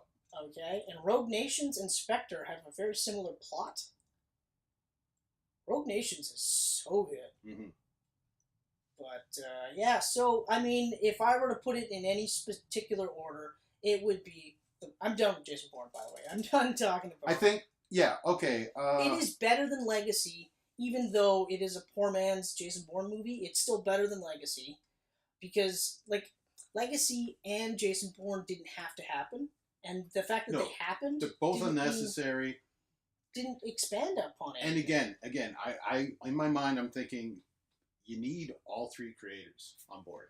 Yeah. Because Tony Gilroy tried on his own with Legacy, failed. Greengrass and Damon did this without Gilroy, failed. Yep. I think you need the 3 of them together. I agree. Whether they like each other or fucking not. Exactly. Like, at least, like I said, like checks and balances. Somebody sit there and say, hey, Bourne would never just stand in front of a fucking window. Mm-hmm. Bourne would look at a USB that says encrypted on it and be like, are you serious? Because, yeah, I mean, well, Legacy, I think Jason Bourne is probably a little better than Legacy. Legacy is smarter than Bourne. Jason Bourne. It is. In the screenplay itself. Because Gilroy wrote it. Yep. And But I would score it like this. Bourne Supremacy. Yep. Bourne Ultimatum. Yep. Bourne Identity. Yep. Jason Bourne. Yep. And... Legacy. Yeah, so I'm going to score yours. So you're going to go Ultimatum. Yep. You're going to go Identity. Okay. You're going to go Supremacy. Okay. You're going to go Bourne and Legacy. How close am I? You're close. It's the other 2 that switch. Supremacy, then Identity? Yeah. Okay. All right. 100%. It's Ultimatum. Ultimatum is, to me, the best Bourne and one of the best action movies I've ever seen in my life. Supremacy is a close second because that scene with Urban at the end is incredible. Yeah. As the best car chase in the whole series to me. Yep. Yeah. I mean, the New York one is really great too, but New York one's great. But I like it because in Supremacy, it's the first time that you got that. Yeah. You didn't get, like, you did have the car chase scene in Identity when he's in that old school Mini, but there was none of this crazy destruction. It was a couple of guys on the bikes that get fucked up, and that's it. You know, I do love that scene. But this one was now like, whoa. Dude, like, I was watching Supremacy in my recliner downstairs. It's I was like this, and when that race scene came on, I was like, I can't even be reclined for this. I'm into it. And I popped my gripping. Gripping. Yeah. You know?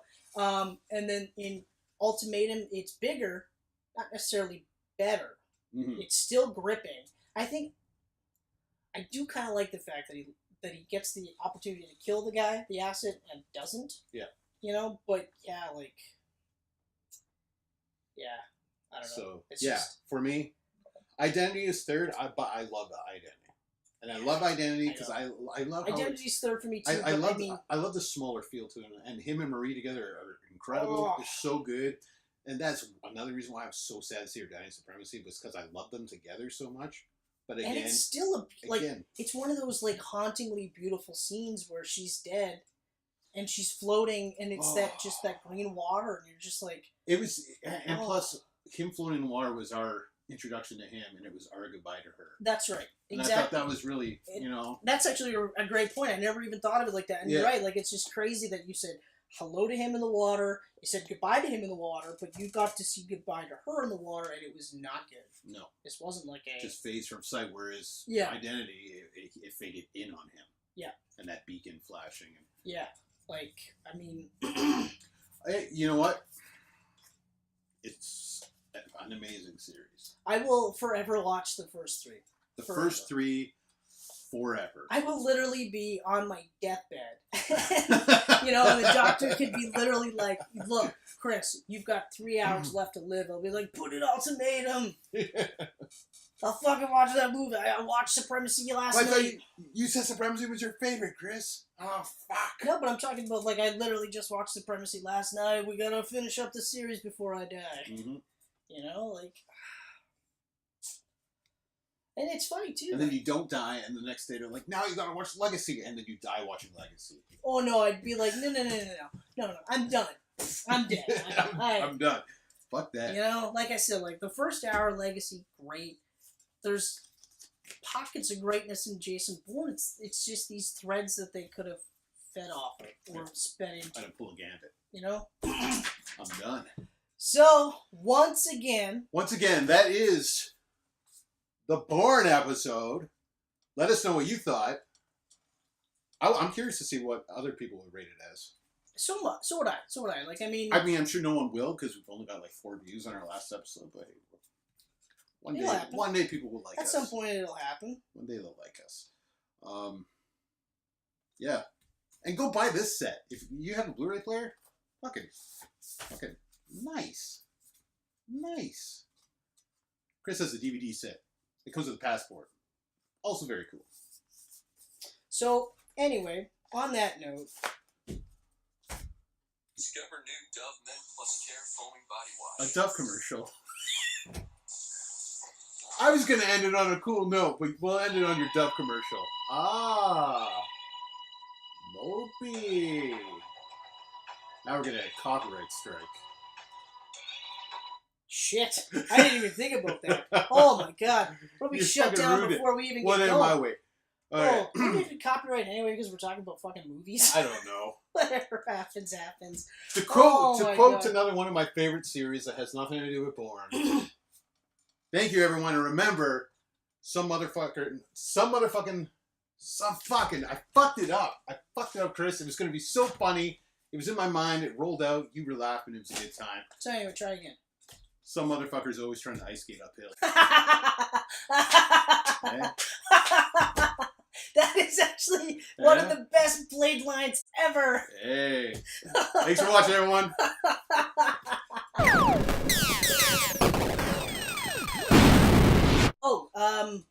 We're still rolling. Whatever. Fuck. You already gave the sign off, so we're good. No, what? What you got? I was gonna sign off. Oh, sign off. See you later. These pancakes are delicious.